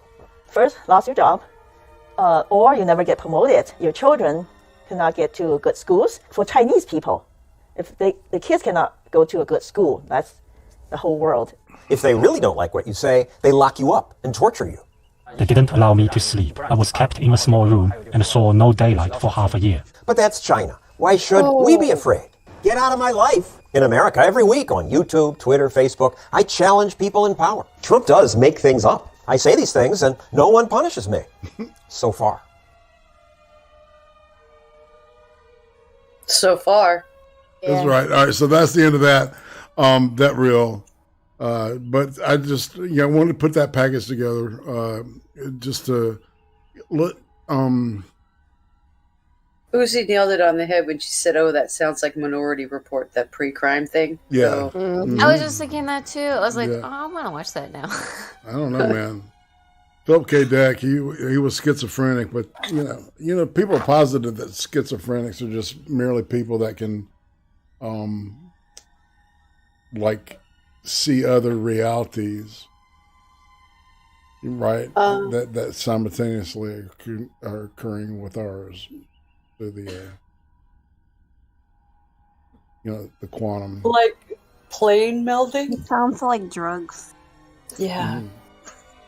Well, that was the Scanner Darkly is about drugs, and about a pharmaceutical company that creates a drug that you get addicted to, and I also create the treatment center that you go to, and the drug that you use to get off of the drug. Yeah. Yeah, I've heard about Scanner Darkly. I just haven't seen it. That's a really good movie. It's probably one of Keanu Reeves and Robert Downey's in it. It's but it's done in this cartoon style. Woody Harrelson in that too. Yeah. Well, okay, what they did is they did cartoon style over a live action movie they filmed. It looks like old school rotoscope is what that would have been, right? I watched the Critical Drinker's review for that movie, and he pointed out that if you look, most of the characters' feet don't touch the ground. So now, if I watch it, I'm going to be paying attention to that. All right, so I'm going to turn this down a little bit so we all can talk. But yeah, Okay. here's some natural selection for you. Because all right, now this is in. All right, that's a Congress member in Guatemala, and the security guard took care of business. The kid didn't die. It was just shot him in the shoulder. Qué linda te ves trapeando, Esperancita. All right, here's some shit I found out. Te faltó acá, maldita.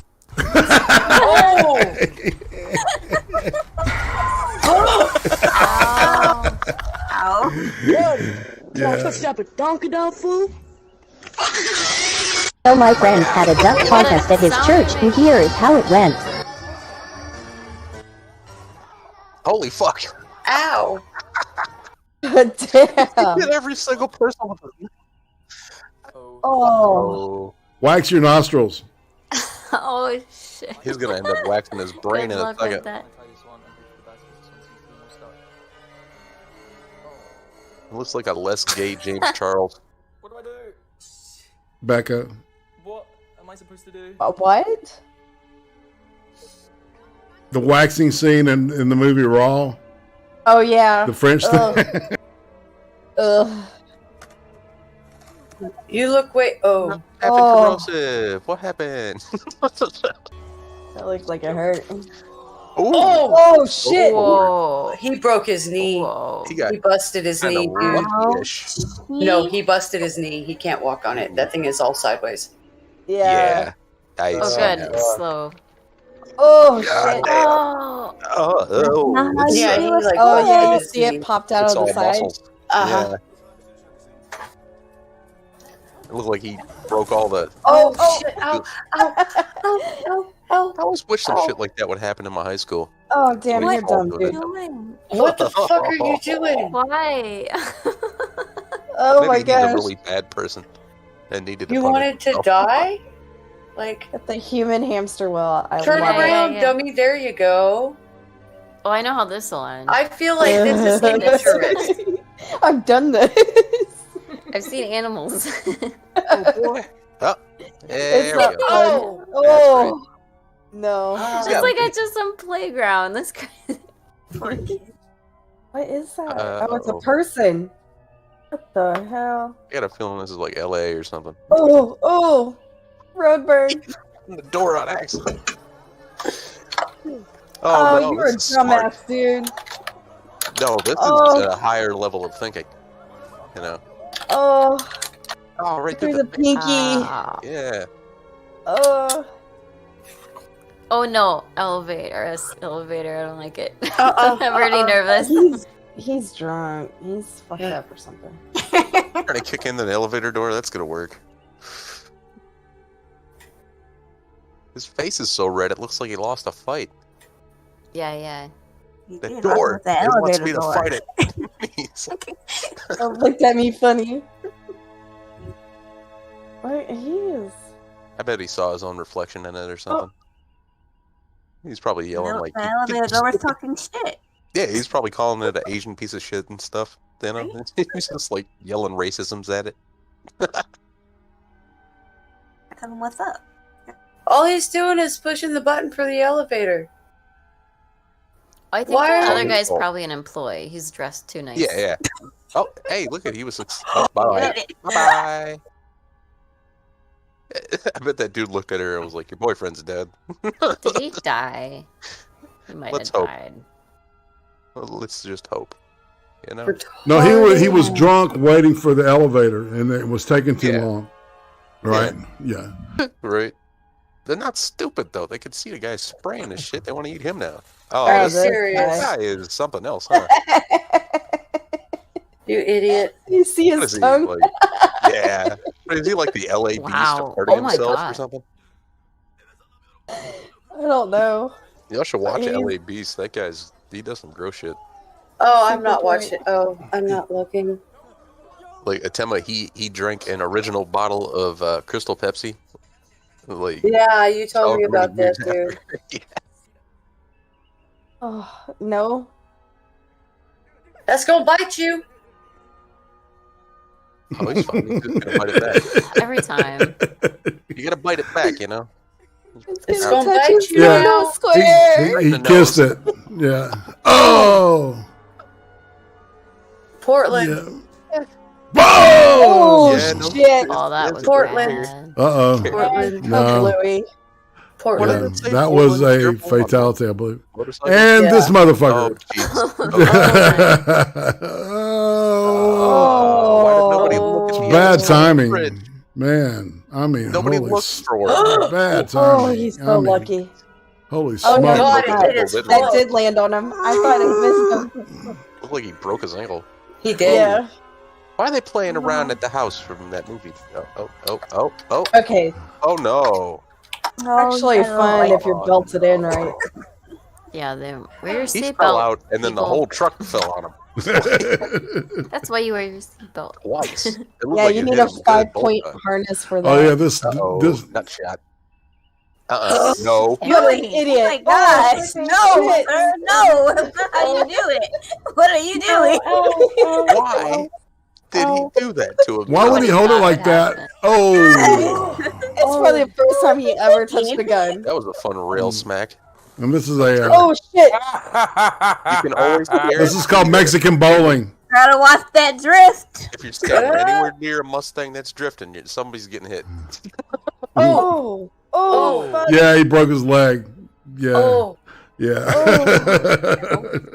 Oh. All right, we're gonna pop Good for that him, volume. man. Oh. Good for him. No doubt. All right, so all right, we got some. Get laid for having a cast. Wow. Yeah, good for him.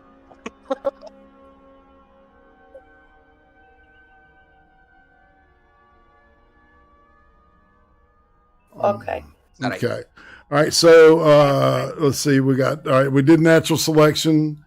All right, and we got a little bit of Samantha Herrick, news. she's also on the board of advisors at the Foundation Against Intolerance and Racism, also known as FAIR. Samantha, very good to have you with us today. I want to start by playing another soundbite from this leaked audio tape, which you purport to be a conversation between Paul Rossi and George Davison, who's the head of school. Is that correct? Is that your belief of this tape? Yes. All right, here's part 2 of it. Okay, so we're demonizing white kids. Why don't you just say it? We are using language that makes them feel less than for nothing that they are personally responsible for. So I'm curious, Samantha, the school will not verify. That was the principal of a school. Fire that fucker. Admitting that shit. How is devaluing somebody different than demonizing them? Yeah. Well, that's the point. That was right. Exactly. That's what the whole point of that was. You know, that guy was recording it. Shit. Yeah. Yeah. Fuck that motherfucker. That this is George Davison on the tape. Do you have any That's proof very that it is? interesting. You know, other than my client would testify under oath that is the meeting at which that had taken place. You know, we have the full recording. So what is? Yeah, she's got the full recording of that. The person she's defending is the one that got fired for that. What's happening in that recording? That's what I'm curious. What was happening in that conversation? Because he's saying, yes, you know, we do actually have curriculum that teaches white kids that they are less than, is his word. So is he sticking up for the curriculum? You know, how would you characterize the conversation? Well, I think that it was a frank conversation between the head of school and someone he knew felt a certain way about this curriculum. And I think what it shows you and what I see every day in my practice is that this ideology is being spread through fear. People are terrified to speak out, even though they see people being divided and demeaned on the basis of their race, and they know it's wrong. Many, many, many people know it's wrong, but they are afraid to speak out for fear of losing their jobs and for fear of, you know, if they're a parent, for fear of their child facing repercussions in the school. And I think the real takeaway from this audio is that, you know, even people at the highest levels of these institutions have doubts about what this is doing to children. But they're afraid to say so publicly. So and I think that the interpretation of Paul Rossi, who was in this conversation, and we can only characterize it from what his understanding was. Would he say that George Davison was you know, saying, you know, I'm not happy with this either, but we don't really have any choice? Is that an accurate characterization from Rossi's point of view? I think he's saying that he shares Rossi's concerns about the way the curriculum is being implemented. I mean, look, neither Paul Rossi agrees that racism is a terrible thing and that children, you know, need to learn to treat one another as individuals and with respect and with dignity and fairness. You know, very few reasonable people would disagree about that. You know, this is really a discussion about how this should be taught in the schools. And the critical race theory ideology is just one way to approach this. And it's a way that, you know, many people, Paul Rossi and myself included, believe is incredibly toxic and divisive. And I think what we see on this audio is that the head of the school shares some of those concerns. Yeah, it's fascinating. But is afraid to say so publicly. Let me ask you before I let you go, Samantha, you know, is it true, is it Paul Rossi's understanding that there were kids in his class who said, I don't want to be in his class anymore. I'm not comfortable in his class anymore. Is that what happened? That is what the school has said. You know, I think what's important to understand is that the reason that Paul Rossi spoke out in the first place is because he knew that there were students, because these students had come to him, who were afraid to speak out about this ideology, and he wanted to model that it's possible to speak out. And so, you know, whether or not there are students who have expressed disagreement with what Paul Rossi has said, there are students who have concerns about this curriculum and feel afraid to share it. And I think that's true not just at Grace Church, but at schools around the country. I mean, it's important to understand that Grace Church, what's happening there is a symptom of something that's happening around the country. Yeah, bigger than this one. It is absolutely bigger than this one school, and we thank you very much for talking with us. It's astonishing that this is a conversation that we're having in the United States of America, where you can't have a couple of different sides that are presented in a classroom and have kids debate it. It's just really astonishing. Thank you very much, Samantha. Good to have you here, Samantha Harris. Thank you. Postal Service not just delivering the mail, also spying on you. True story. Fox's Trace Gallagher has the details for us tonight. Hey, Trace. And Tucker, legal experts are baffled for two reasons. One, because by surveilling American social media accounts, the U.S. Postal Service is monitoring lawfully protected speech, which of course raises constitutional concerns. And two, if Big Brother Mailman is looking for criminal activity, that would normally be the FBI's job, right? And yet, according to a memo obtained by Yahoo News, the U.S. Postal Inspection Service, which by the way is the law enforcement arm of the USPS, is running what it calls the Internet Covert Operations Program, or ICOP. And the primary objective appears to be collecting data about planned protests. In the document obtained by Yahoo, Big Brother Mailman was looking for inflammatory posts about the worldwide rally for freedom held back in March. That's where thousands of people around the world protested COVID lockdowns. But instead of looking for potential nefarious behavior across the board, the main surveillance was of Facebook and, quote, right-wing leaning Parler and Telegram. And the memo did mention the right-wing Proud Boys and said, without citing intelligence, that some people on Parler intended to, quote, do serious damage. But there was no mention of any left-wing groups like Antifa. Surprising, considering the lion's share of the protest violence over the past year has been caused by left-wing groups. Incidentally, the worldwide Freedom Rally did spark violence in some countries, but none that we could find in this country. Tucker. Tells you a lot. Trace Gallagher, thanks so much. Sure. Dr. Fauci, as you know, he told people, he lied to people. He said, don't wear a mask, it doesn't help you. In fact, he went even further and said it could be detrimental. He knew he was lying when he said that. And the reason why he lied when he said that, he then said was because we were afraid that people would go out and get masks and they wouldn't He was right when he said that. So that's why I lied. Yeah, that was the only time he was telling the truth. He didn't get kicked out of his job. That guy didn't get censored from YouTube. No, check this guy's. I stumbled onto this, man, and I like the way he put this together because it paints exactly what Fauci is a stooge, man. He didn't get kicked off Twitter. He lied about wearing masks. And here is Mehdi Hassan. He's going to confirm about it. Watch this. Mehdi Hassan either watches the show or I'm sure his producers do. Let me ask you this one other question about the past, because you said we need to move forward. I agree with you. And one of the problems we have now is we have a lot of people, bad faith people, saying we don't trust Anthony Fauci, we don't trust Joe Biden, we don't trust the scientists. But there are others who, in good faith, just genuinely over the last year, and I think you've recognized this in the past about the mixed messaging and some of the different advice they've gotten on this very thorny disease. I want to play a clip of you speaking to 60 Minutes just over a year ago. Have a listen. Right now in the United States, people should not be walking around with masks. You're sure of it? Because people are listening really closely to this. Right now, people should not be walking. There's no reason to be walking around with a mask. So he's not getting it wrong. He's not misinterpreting data. He's not operating off of bad information. He knows exactly what he's saying is untrue, and he's lying to you, and that's going to probably kill some people. So a lot of people probably got killed because they didn't wear masks because Fauci told them that it wasn't going to help them. No, quite the opposite. There's nothing more insidious. That's why he's smugly smirking. A doctor. Yeah, but that's the point of his argument. Okay. Right? Is that we don't know because he said both. No, friendly reminder, we have a century of data and science that says masks do not work. Yeah, but you don't know that. How do I not know that? You really don't know that. Well, it's like... Oh, is this like we've never been able to determine gender? Exactly. No, we've never been able to determine gender. I'm telling you on purpose, bad information that could kill you. And that's what Dr. Fauci's doing right now. And the 60 Minutes guy says, are you sure about this? Because everybody's watching you. And watch what he says. When you're in the middle of an outbreak, wearing a mask might make people feel a little bit better, and it might even block a droplet, but it's not providing the perfect protection that people think that it is. Remember that. And often, there are unintended consequences. That's people keep fiddling with the mask and they keep touching their face. And can you get some schmutz sort of staying inside there? Yeah, that's the truth. Yeah, you get some schmutz, some sugar, some bupkis, you get the buckleg, you kiss the peppy, the caca, you get the schmutz. No shit, Mr. So there Guy he who's is. spit By the way, on again, Alex Jones. that's blatant lying. How is that? That's horrible, because when Trump would lie about the vaccine, it was less horrible because nobody trusted him. Everyone trusts this guy. He's a doctor. No, we don't. Given you acknowledged in that clip in March 2020 that Asian countries were masking up at the time, saying we shouldn't mask up as well was a mistake, wasn't it? A huge mistake at the time, not just in hindsight. No, I keep seeing that clip getting played over and over again. So if you could give me 15 seconds, I'll go right back at you with this. Okay, at the time, 3 things were going on. We were told very clearly at the Coronavirus Task Force, including by the Surgeon General, who's a good person all the way, that there was a clear shortage of masks. And if we went around recommending masks to healthcare providers who were putting themselves in harm's way. So he's admitting that we couldn't tell people to go wear masks and protect themselves because our healthcare workers needed those masks. So we told people masks didn't help. And that was a lie. And he's acting like it's okay. Look, our healthcare workers needed the masks, so we lied to the American public. Who were putting themselves in harm's way every single day would not have enough. Point number 1. That's why they did it. That's it. That's why he lied. He decided that you could get sick and die, but a healthcare provider couldn't. I'm all for making sure healthcare providers have masks. You know how you do that? You declare an emergency, and you make the country make enough fucking masks. We're the richest country the face of the earth has ever seen. We can make enough masks. That's what you do. You can't just throw money at it when there's no fucking manufacturing and the medical grade masks we're going to give to the healthcare workers. Everyone else can wear a mask. Make their own mask. In fact, we were never That's what they should in have a been doing. mask shortage They didn't do that. through this What did entire he do thing. instead? He decided to lie to you, so you thought masks didn't work, and so you went out and got sick and died. Why? Because your life isn't as important as some other people's lives, and they're going to lie to you.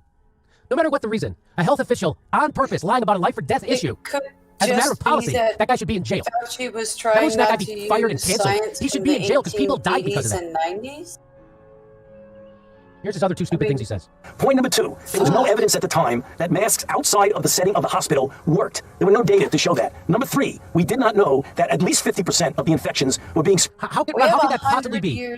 That there was no data? All of Asia is wearing a mask, but there's no data on wearing masks? And how they can stop it? Are you crazy? Of course there's data. Yeah, I mean, we've been studying, and we being, science all over the world has been studying what cloth coverings do in terms of droplets for a very, very long time now. Long time. That's why doctors wear masks, dummy. Because we've studied it. No, and asymptomatically, namely by people that had no symptoms. That's the reason why, at that time, I and others made that statement. Fast forward a month or 2 after, it became clear there was no shortage of masks. In fact... Oh, so again, that's the real reason. There was shortage. It had nothing to do with there's no data. It was that you guys were afraid there was not going to be enough masks. And then as soon as there were enough masks, all of a sudden we got data. And if you don't wear a mask, you're a bad person. Off mask works. B, we started to see rather substantial data that masks outside of the setting of the hospital work to prevent infection and to prevent you from infecting somebody else. And 3, we found out to our horror that 50% or more of the infections were transmitted by people who did not know they were infected. That's the reason why I changed. So, wait, let me just finish. No, that's not the reason why you changed, you liar. The reason why you changed is the first thing. The masks that you thought weren't going to be enough. You thought we weren't going to have enough masks. So you told people, don't wear masks, even though I know you should. And you're going to get sick and die. Don't worry about it. Because you showed the clip. First of all, if something is static. Do you see how he's flipping it though, right? Because Fauci has literally said everything, every possible answer you can give about this shit, he's given it. And he's having to for every misspeaking in quotes that occurs, he has to come back and sweep it up with more misspeaking.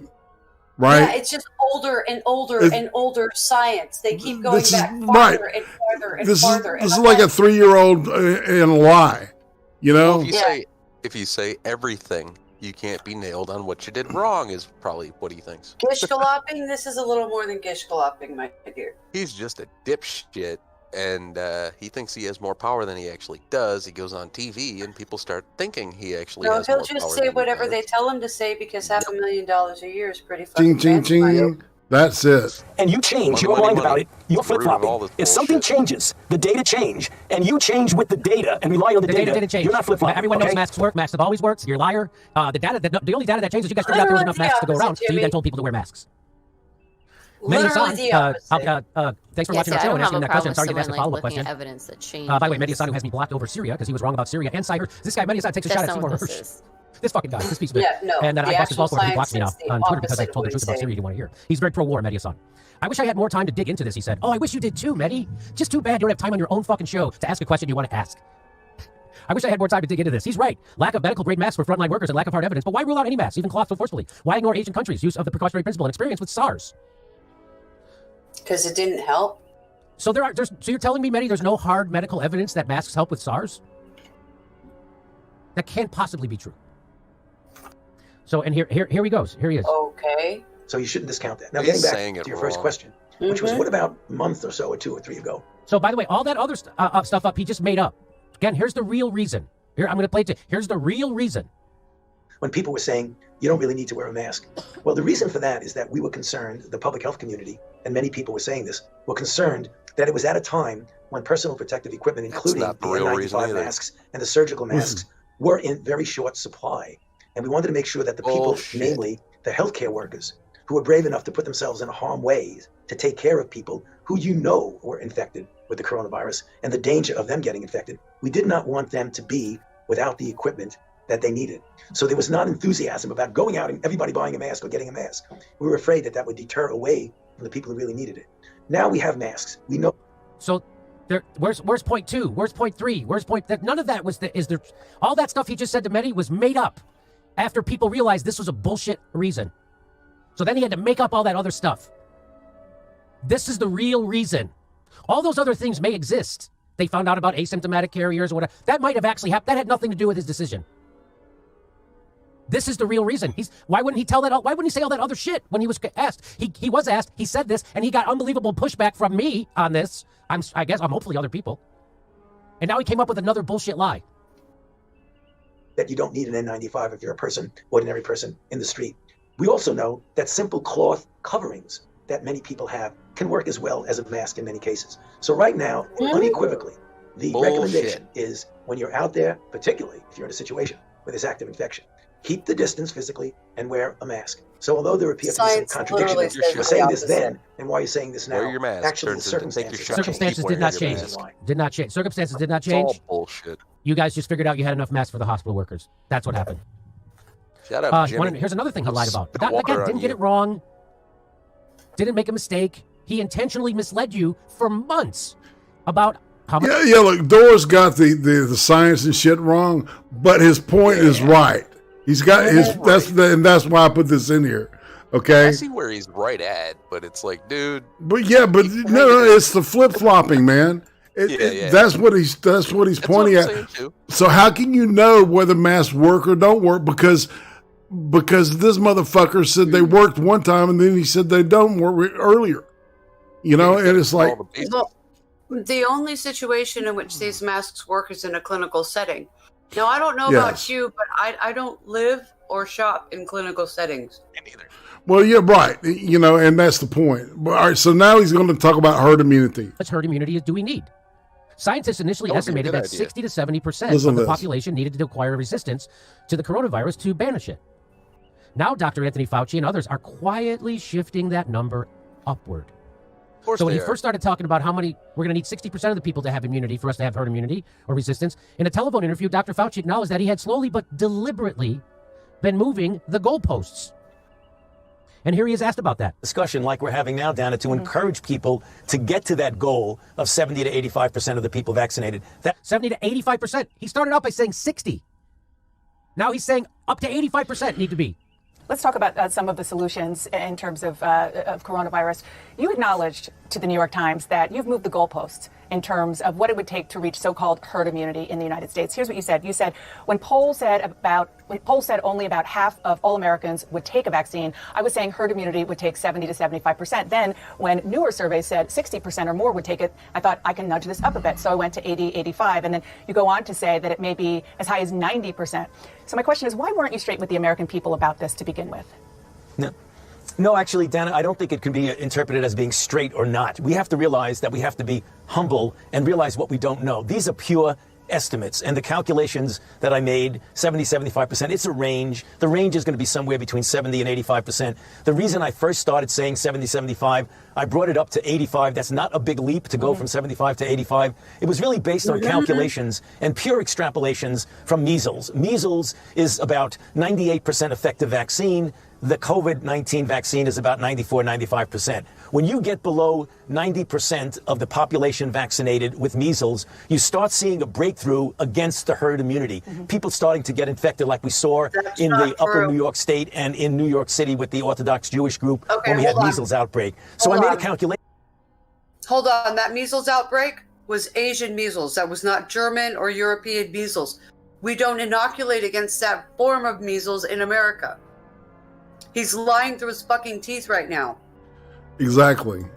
That COVID-19, SARS-CoV-2, is not as nearly as transmissible as measles. Measles is the most transmissible infection you can imagine. So I would imagine that you would need something a little bit less than the 90%. That's where I got to the 85. But I think we all have to be honest and humble. Nobody really knows for sure. But I think 70 to 85% for herd immunity for COVID-19 is a reasonable estimate. And in fact, most of my epidemiology colleagues agree with me. He's going to bump it up to 90. All right, and then that's going to relate to the percentage of the populace that needs to have the El Jabo. You hear that though? I rate most of my epidemiology, what did he say? Co-workers or whatever agree with me. Well, that's bullshit too, because they don't get to have a voice on television constantly. Well, all right. Remember, the CREEM Stream has a show recommends everyone follow the CDC's recommendations. For precautions for COVID. This is merely statements that we are analyzing for philosophical purposes, as it were. So just make that quick disclaimer in case Susan gets a hard on and so that's for you, my dear. We'll finish this out. This is almost done. So yeah, of course, nothing is exact. I guess my question was about polling. It seemed in that quote to suggest that you were basing your recommendation on polling and what people could accept. Is that not what you meant? No, I mean, it's a bit of that. I want to encourage the people of the United States and globally to get vaccinated because as many as we No, it's a bit of that. So that, no, I mean, yes. No, I mean, yes. Is that not what you meant? That thing you said when you said that now that the polling indicates I can probably bump that number up because more people that's what you meant, right? I mean, what you said and what's clear what you said, that's what you meant. No, I mean, yeah. This fucking guy is the biggest liar in the world, and he gets away with it because he wasn't Trump. Get vaccinated, we'll get closer to herd immunity. So the bottom line is it's a guesstimate. I gave a range, and I use any discussion like we're having now, Dana, to encourage people to get to that goal of 70 to 85% of the people vaccinated. That's where we really want to be. Okay, and just to put a button on it, no sugarcoating, you're saying 75 to 80% is the goal in your view as of now based on what you know when it comes to herd immunity, not 90%. Not 90? Right. Okay, thank you. Because he started out saying 60, ended up saying 90. And now she's like, now you're saying 75 to 80. Right, 60. Not 90. Right, okay. You're going to make, if the polls change, you're going to change your answer on the science? Probably. I got called in when I reported on him lying about the masks the first time. I had to have a meeting with the GM and the program director of KPFK, which is where our show used to air for 10 years or over. Public radio. Pacifica Public Radio, right? Which I was it was created, Pacifica Radio created to combat the Cold War, and then KPFK turned into a bunch of McCarthy-smearing morons. It's just unbelievable what happened. I was, again, one of the lone voices over there. And so I got called in because I was reporting this accurately, that Fauci's lying about masks. No, masks. I sound like Joe Biden. I've done that too. I got called into a meeting. They're like, "Hey, we got what do you do?" I go. I know you guys aren't really up on the news, but that's an accurate fucking news report I did. Do you have a problem with the facts? If you have a problem with the facts, let me know. If not, I'm hanging up. And I hung up. And my show was we soon left KPFK there. He feels really good about that. That guy, the program director got fired, and then the GM left. Oh, did the GM go The GM went right to KCRW. No problem. He went from KPFK to KCRW with no problem. There's supposed to be a big problem. So if you're at KPFK, you're supposed to be the leftiest of the lefties. But that's not what it is anymore. Just because you're a hippie doesn't mean you can't be a McCarthy-smearing neocon. Anyway, that's that. I spend my time drinking. Just kind of feeling Jimmy. Oh, look at that speedometer. All right, yeah, we got some we'll just watch some driving now, and we can talk about that. That's got to be kilometers, not miles. That's what I was going to ask. Oh, one thing about the mask, I was just thinking about this, but like, you know how like people are afraid to talk out and stuff? Like, I feel like that at work, but if someone says like that they feel like the best thing to do is to get that out of someone is to say like, sometimes it's hard to breathe. You hear someone say that and it's like, oh, what are you saying? Sometimes it's hard to breathe. I feel like George Floyd. I'm sorry. Oh, gosh. I'm George Floyd in it. I said that. You guys know what I mean by that, right? You know. Mm-hmm. It's sort of like a little hint. I'm like, oh, okay. Yeah. Sorry, anyway. Cars. Sorry. Yeah. It's hard to breathe. You get a fucking headache from wearing this stupid fucking thing. Yeah, I had a coworker say he was getting a headache. I'm like, you get tired. People don't realize that it's like breathing sick of it. Slowly. You know, it's like when you it's literally yawning and shit. Yeah, it's cutting off oxygen to your brain. Hello. Oxygen deprivation. Yeah, right. Yeah, exactly. Mm-hmm. Yeah. Man. That's my problem with it. See, one day I want to get an old 69 Charger and just get in a police chase. It sounds like so much fun. I don't know. I'm sorry, but that cop is like, "Are you sure?" I'm like, "What are you drawing down on?" Some hamburger, man. No shit. Yikes! Somebody became mush, dude. Critically injured but survived. Whoa! Got face charges. Jeez. Still serving a 60-year sentence. Not good for him. Oh my god! Shit. Yeah. That was a collaboration of things. Timing. Oh, yeah. Oh, 80? Oh, boy. That's got to be kilometers, too, because he's kind of like hanging with the cars. Or not. I don't know. He's just flipped that guy off for no reason. Probably didn't even see you do it, dude. You going to do that to an SUV while you're on a motorcycle? He's trying to edge him. Yeah, but you're riding in this blind spot maybe, too. Yeah, that too. That's what I'm thinking. You could be a retard and not know how to use his fucking mirrors. So he's gonna chase him and shit. Yeah, and now the motorcycle rider is a bigger dick. Yeah. I can't wait hate. Hate. Extra mad right now too for no reason, probably. Indeed. Mm-hmm. And he's mad at that guy. Oh, no, he's giving him thumbs up. Guy. You're okay. You're awesome, man. Thanks. I get it. He's racist against fucking black SUVs. No, it's because that other guy was trying to block him off, and that other car was helping him out. No, the so truck they could get away. Down. I think that's what happened. White one slowed down. See, it's the white people. I mean, it's the white SUVs. It's the white. Goddammit. Yeah. It's the white SUVs helping a brother out, or white guy on a motorcycle who's probably a complete asshole. You know. Pretty sure everybody was an ass in that situation. Hey, I'm that bitch that will pull over on the shoulder to keep people from cutting the line in traffic like that. Okay, I am too. Just so you know. I'm going to be that bitch I'm that guy too. Yeah. I think that's what this person's doing, isn't it? Mm-hmm, that's what that rig is doing. I Where's will the do bandit? that shit just to make them go off because sometimes I'll cut over at the last minute just begging them to rear end me and they'll go off into the grass. I'm like, oh, karma. Well, that shit pisses me off. Because you're doing something incredibly stupid fucking dangerous by jumping up the fucking shoulder like that. And it's illegal. Uh-huh. Well, it's illegal because it's crazy fucking dangerous. Yeah.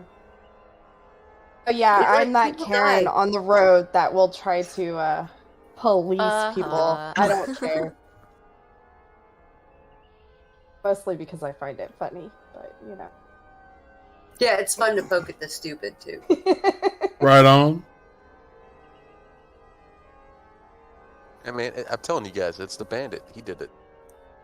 He's on his CB and he's like, get the smokies off my tail.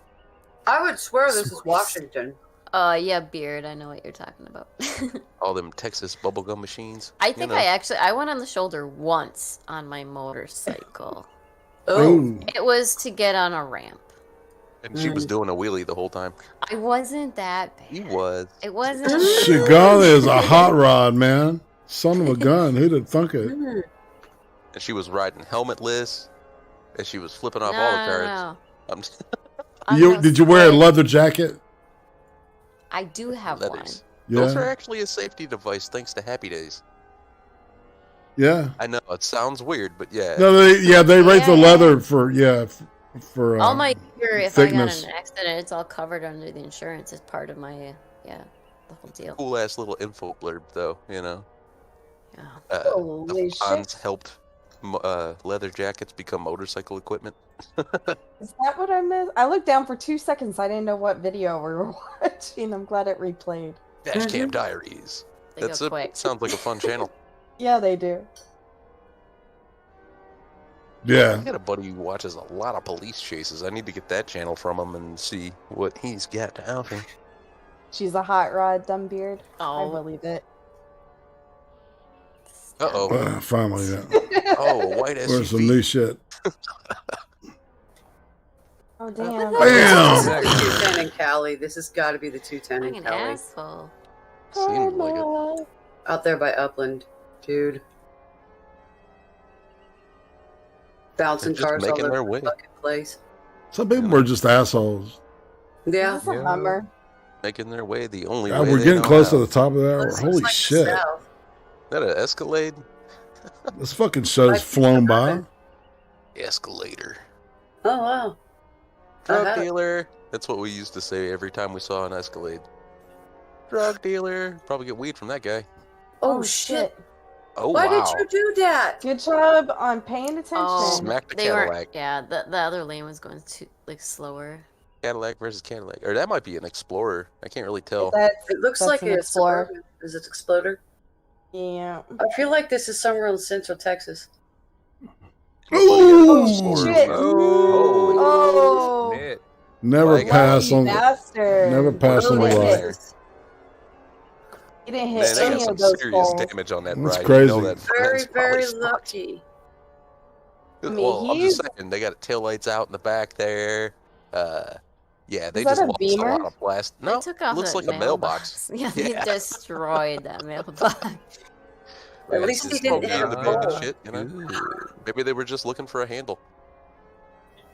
I'm sorry, I keep Look, referencing there's that the movie. cop. Is the cop actually gonna go get him though? Hey, Mm. sometimes cops do this kind of maneuver around here. They'll go fucking right through a red without any kind of signal. or He's looking for a Krispy Kreme. Oh. Yeah. And I always see like ambulances and shit. They'll hit their siren when they go to a red light and just go through the red and then the All siren. right, what's There's the cop. what's better for y'all, in your opinion, Krispy Kreme or Dunkin' Donuts? I've never had Krispy Kreme, so I'll go with Dunkin'. Wrong answer. I Equally don't think dead. I've had Dunkin' Donuts, but Krispy Kreme's amazing. Yes, Shipley's. that is the right answer. I actually prefer Shipley's donuts, but I realize none of the Oh, Northern We man, don't have states have Krispy that. Kreme here anymore. We used to. Dude. Ossifer, what's going on? Yeah, we have Winchell's, Shipley's man. and Dunkin's. We don't have a Krispy Kreme. Shipley's is fucking amazing. I have had a bacon and a glazed bacon donut before. and it was Well, there's got. also kolache. Oh my god, it was good. That's Now part I of want to that go to drug. fucking Not Voodoo too Donuts bad. now. Had What kind if of I just a drive over? maple. Piece of that truck? Yeah, it was a piece of. It was, Iron. yeah, it was I know it was a retread. The dude that slung a retread. Oh, okay. They just lung it all over the road. Yeah. Oop, oop. Nice. Nice. No, you saw the white car. It was trying to get over. He cut him off. Yeah. Just hit him. Bounced off of him.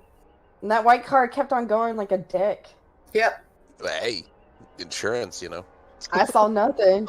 I swear to God, that's California. Zoom, zoom, boo boo. Right? Man, dash cams. Oh. And this Of course seems like Dunkin' Donuts. there you go. Was that a Shell gas station? No, it was a Wawa. Oh. What the Looked like fuck a is a Wawa? It's like Never seen one. Doesn't mean they're not here. Flying J's, or it's like a Bucky's here in Texas. It's a truck stop. Holy shit! I missed That would be it. me in that police chase I mentioned earlier. Oh my Except for if you- Do they still have Stuckies? And Stuckies? Yeah. Stuckies? Yeah. What Oh. the f- are you doing? Hey. Sorry. Cutting off a semi. That's what they do. A giant blue semi. It's fucking turquoise. How did you miss it? You ever got a pecan log from Stuckies before? I don't think I've ever been to a Stucky's. I think I laid a pecan log at Stuckies. Nope. Oh, shit. snap! Oh my god. Ow.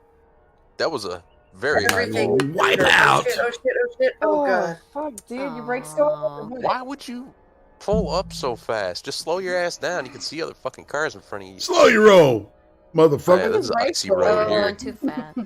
Cold That's a road. high hard bank. I don't know what's in it. Oh, Oh god, you shit. have nowhere to go. Holy fuck. How? We'll go another 5 minutes and then we'll hop in the green room Oh. and chill out and stuff. So yeah. For a second there, I thought they cleared that. I was like, how? Yeah. Right. No fucking way. Well, you can see they hit the guardrail too. Yeah, and some of these are from the past. You know, they're not, recent. Get the That was cherries crazy and berries. stuff. I'm thinking I come off the bridge. The overpass. Just I'm sure. I'm trying to guess what's gonna happen here. Porta potty truck explode, please. Oh. This is Oh! Oh my gosh. This is not Shit. the America. Whoa. Oh, Stuff my I Oh, like and he all the rolled time. it. Oh Why? fuck. Yeah. Wow, nice. Nice. This You sucks. people are dicks, dude. Whoa, my People god. are fucking useless sometimes. I couldn't imagine. No, they let. Here it goes, here it goes. Oh. I mean, if you think about how stupid people can really be, That Oh, dude's a damn. pursuit of you do realize that we're dodging more bullets. shit. Wow, God stupid. damn. That's happened to me before. Oh my Oh, god. damn, Toya. Toyota. Yeah, you What okay, the hell Toy? is You need to Did punch you- your cars? Yeah, I almost Yeah. had a You cop bust car a hit me window? across. So he's He's throwing got cups all his out, garbage out. throwing This guy's shit gonna out there. lose his shit. Oh, nice. Everybody's gonna get mad. Oh, shit. Don't litter. Oh, Well, it's their oh, home, man. more They live in that fagging. area. Oh, come on, man. Jokers. Yeah, And his car is rolling. it's Sal from Impractical Jokers over there in the black. That's what it looks like. You're standing in the road. Get out of the way. Get out of the way. Yeah, splat. I'm gonna take a picture. What the You gotta wear fuck? your business shirt. You with your walked hoodie. over and got him. Post it to the I gram. make that look. Oh, my shit. god, into a school bus, really? You show. that car was Yeah, I there. back I up too. thought that white car was gonna reverse into the other guy for a second. Damn, he creamed the shit out of it. I bet the people Yeah. in the white van that he hit are fine. But, He's not. nah. You gonna Well, show maybe these the kind driver of? did Are you hit gonna the show these windshield. to your kids, Becca? Like Oh, I did before before their they driving start test. driving. Yeah. Somebody's Yeah, gonna before blow their the driving intersection. test, I would show them these videos. Yeah. I'd be like, don't be this dumbass. Don't be this dumbass. Okay, that's What is YouTube happening videos here? are the greatest, like, teaching An tool. Amish guy getting towed? that was even more badass. That was Yeah. sick. Amish sleigh ride. I mean, Amish skiing or whatever the fuck. Uh-oh. Oh, What the fuck? Missed my turn. Oh, man, at that point, you just tap him on the back just to good board job, him, Tom you know? P. Good job. Look at That's all a those lot of birds. birds. Oh, that's pretty. That's a lot of birds. That's a lot of poo-poo. Nope, the Matrix is glitching, guys. That's a lot of poo-poo. That's so cool. You can see the lines now. Yeah. Good. Oh, someone's I love coming that up was top just there, thrown in there. Bats. Someone's the running that. overpass? No. Oh, shit! No. Wow. Oh, poor house! Right into the Wow. building, damn. His friends are gonna be like, dude, how'd you hit a house? That was a fastball. Yeah. He jumped right in That front of was me. a fastball. Holy crap, Damn. this is ping pong. No shit. Crazy. Oh, what are you doing? Uh-oh. What are Gonna you roll doing? this- This is... Oh, he jumped the bridge. Yeah, it jumped a it was Is this a from drawbridge. This is like 2 weeks ago. In Michigan, right? He busted his windshield. No, this is How in is it Florida. fair? It was in yeah. This is a Okay. Florida. Exactly. We had a Why? dude in Detroit try to jump the 'Cause he drawbridge could. too. Well, I mean, he made it too, but apparently when he landed, he got arrested like 20 feet away from the. Yeah, this person got arrested too. Yeah, like they Because usually there was somebody powers. working to work. You know, there's an actual person that does They the were texting. drawbridge thing, and they This is a They horrible have a idea. cool story and video now. Oh god. They could run over. How fast I are they? it wouldn't make me And laugh, they're but not I gonna be would able to probably make laugh. this turn up here. 60? Yep. Oh. Yeah. Oh shit! Let off the gas, prick. He's got 2 hands on the wheel, so he's got that Yeah, going the for him. passenger's the one who's filming, so there's something. They're Yeah. rolling. These are Russians. These are dumbass Russians. I guarantee you. Hey Oh, man, they're on the wrong come up to the side, turn, you aren't hit the e-brake, Oh yeah. and then you It's gonna be die. American. God. They could. These are probably dumbass Americans actually. Now he's that I all look over at the it. road. Look, he's Wait. like pushing 70, 80. Wait. Looking like it, yeah. He's It not could quite in be. the triple digits just yet. And this but looks he's like getting there.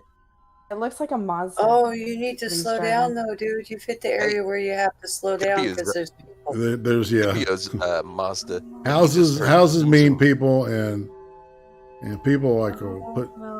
Zoom Holy zoom. shit. Oh, no. Yeah, this is not going to end good, people. Oh no, I Yeah. You can't can tell look. it's a small car too.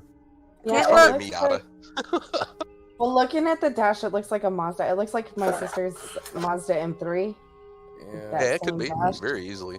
Here he is. Oh. Oh, he's in 5th gear now. Did they Yeah, got he, it? he shifted. Go faster, Go. man. We might as well. Or Fuck. 4th gear. Still Sorry, going. I can count, guys. Yeah.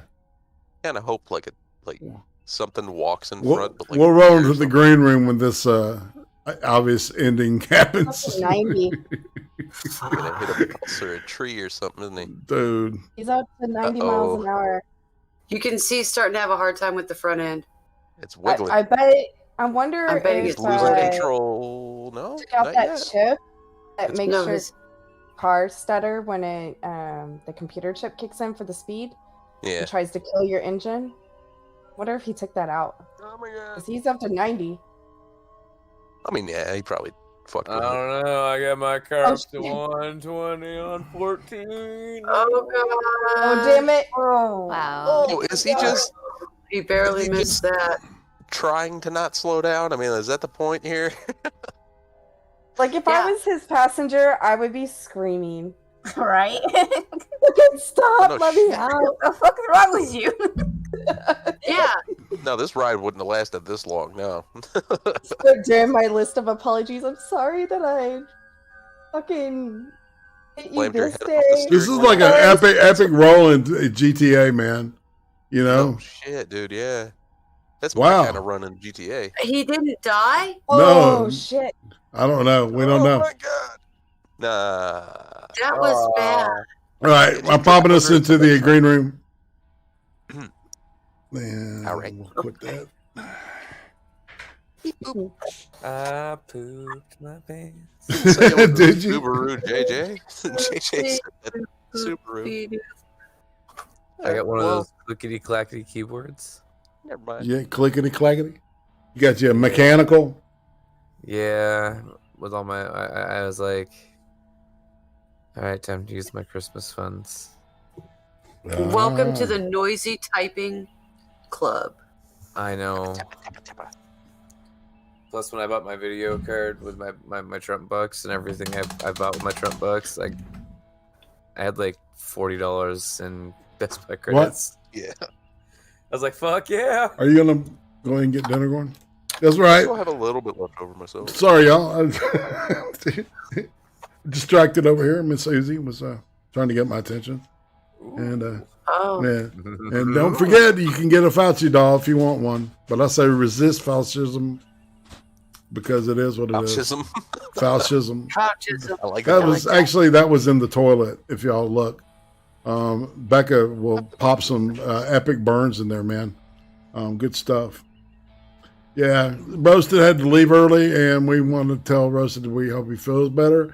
And the Batman is in the server, and yeah, I'll hit him up in DMs because I want to set him up with a. I want to do an interview with him because I haven't done one, man. I have no reason, no excuse. I mean, he's Batman. He's Batman. He's Batman. You guys remember the? If it was it, I think it was no, it was George Clooney. He says I'm Batman and Batman and Robin, and it's just awful. He goes, "Hi Freeze, I'm Batman." Hi Freeze, I'm that's Batman. That's the weakest I'm Batman I've ever heard. I'm Batman. You like my Freeze, I'm outfit? I Batman. mean, after like Christian Bale, though, it's like when you go back, it's just not quite. Oh yeah, I don't know. absolutely. Michael Keaton still does it great. Adam West. I don't know if he ever said it, but yeah. Yeah. Well, there was always that thing about Brits and Dak, you know. So, think about that. Mm-hmm. And there were panels where they slept in the same bed together. Batman and Robin. But that was from the 30s, man. You know, Dude, there was so- panels back then, or there's one specific one where Batman and Robin are like climbing a building in the old comic, and I think it was supposed to be like a mental asylum, and a dude sticks his head out like the window or whatever, and Batman pulls him out and throws him to his death. And Robin's like, "Why'd you do that, Batman?" And Batman's like, "Well, the world's better off without him. He was mentally insane." And they just start, keep climbing. It's like, what the fuck, Batman? That's eugenics. Looks like Batman went to the Well, it's like people say he has a no-kill policy, and like they claim that's always been. That's not true. No. Batman's policy is he doesn't kill with guns, or it used to be, and then that changed too. I like the what is it called? What's it the Flash the event where he splits the universes? Yes, Flashpoint. All right, Yeah, with Flashpoint. that Thomas Wayne Bruce Batman was my favorite. Oh yeah, Thomas Wayne's pretty. Because he's like an alcoholic, and runs around murdering people. He's like murderer. Did you watch the animated movie? Yeah, dude, it's awesome. Yeah, it's a good one. I've seen a lot of that Warner Brothers shit, man. It's on. Same here. I think it's on I like those ones, man. HBO. That's where they kill it. It's on HBO. All their HBO Max has all this shit, dude. All the films. So if What you do you have, say on that Hulu website? You can get all that shit bundled together. You can get Hulu and HBO Plus and something else. I think it's like ESPN Sports. wow, Not interested in that, but it's something. I think it's like $16.99 or something a month. I'm not That's even not sure. I bad. have to go look. it's not bad. Not bad, no. Well, this is the point in the show 30 though. where we're going to chill, and I guess, and chill out. I don't know. I'm kind of awkward saying this stuff. Atema, A is for Atema. We know. Yeah, A is for Atema. I'm getting to the point. I'm not quite there where I'm going to be able to edit yet, so don't go to my channel yet. However, do go check out Insomnist, because they're still covering the Waco hearings, and there's a lot of information that if you weren't there or you don't remember because there's been a few decades in between, go check it out. They're leaving everything up too, so it's really good stuff to check out. There's like 5,000 hours of shit. Yeah. I mean, it's incredible. Also, I just want to mention too, they're not doing a show this Saturday, but then I believe they will be going next Wednesday. So just not this Saturday, yeah. So they're going to celebrate Manting's birthday too. Yes. There you go. That's a kid. Just trying to draw a full circle, y'all. Sorry. BECCA, B is for BECCA. I have internet back, so I'm back to streaming. there will be a Fairly Just BECCA, I guess technically tonight at 6 p.m. No, wait. Yes, 6 p.m. Central Standard Time. Oh, wow. Kind of blew my ears out there, buddy. Did y'all hear Becca gets louder? Or, anyway. A little bit, but not she gone?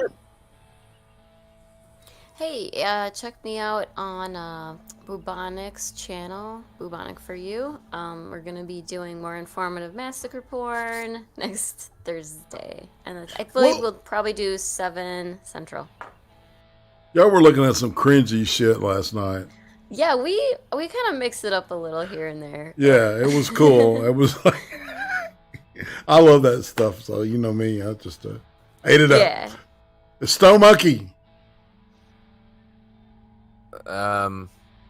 Friday nights, midnight Eastern. You know the place. CREEM STREEM? Are you gonna show this? That's the one. That's awesome. Thank you. Appreciate it. You sound a little buzzed there.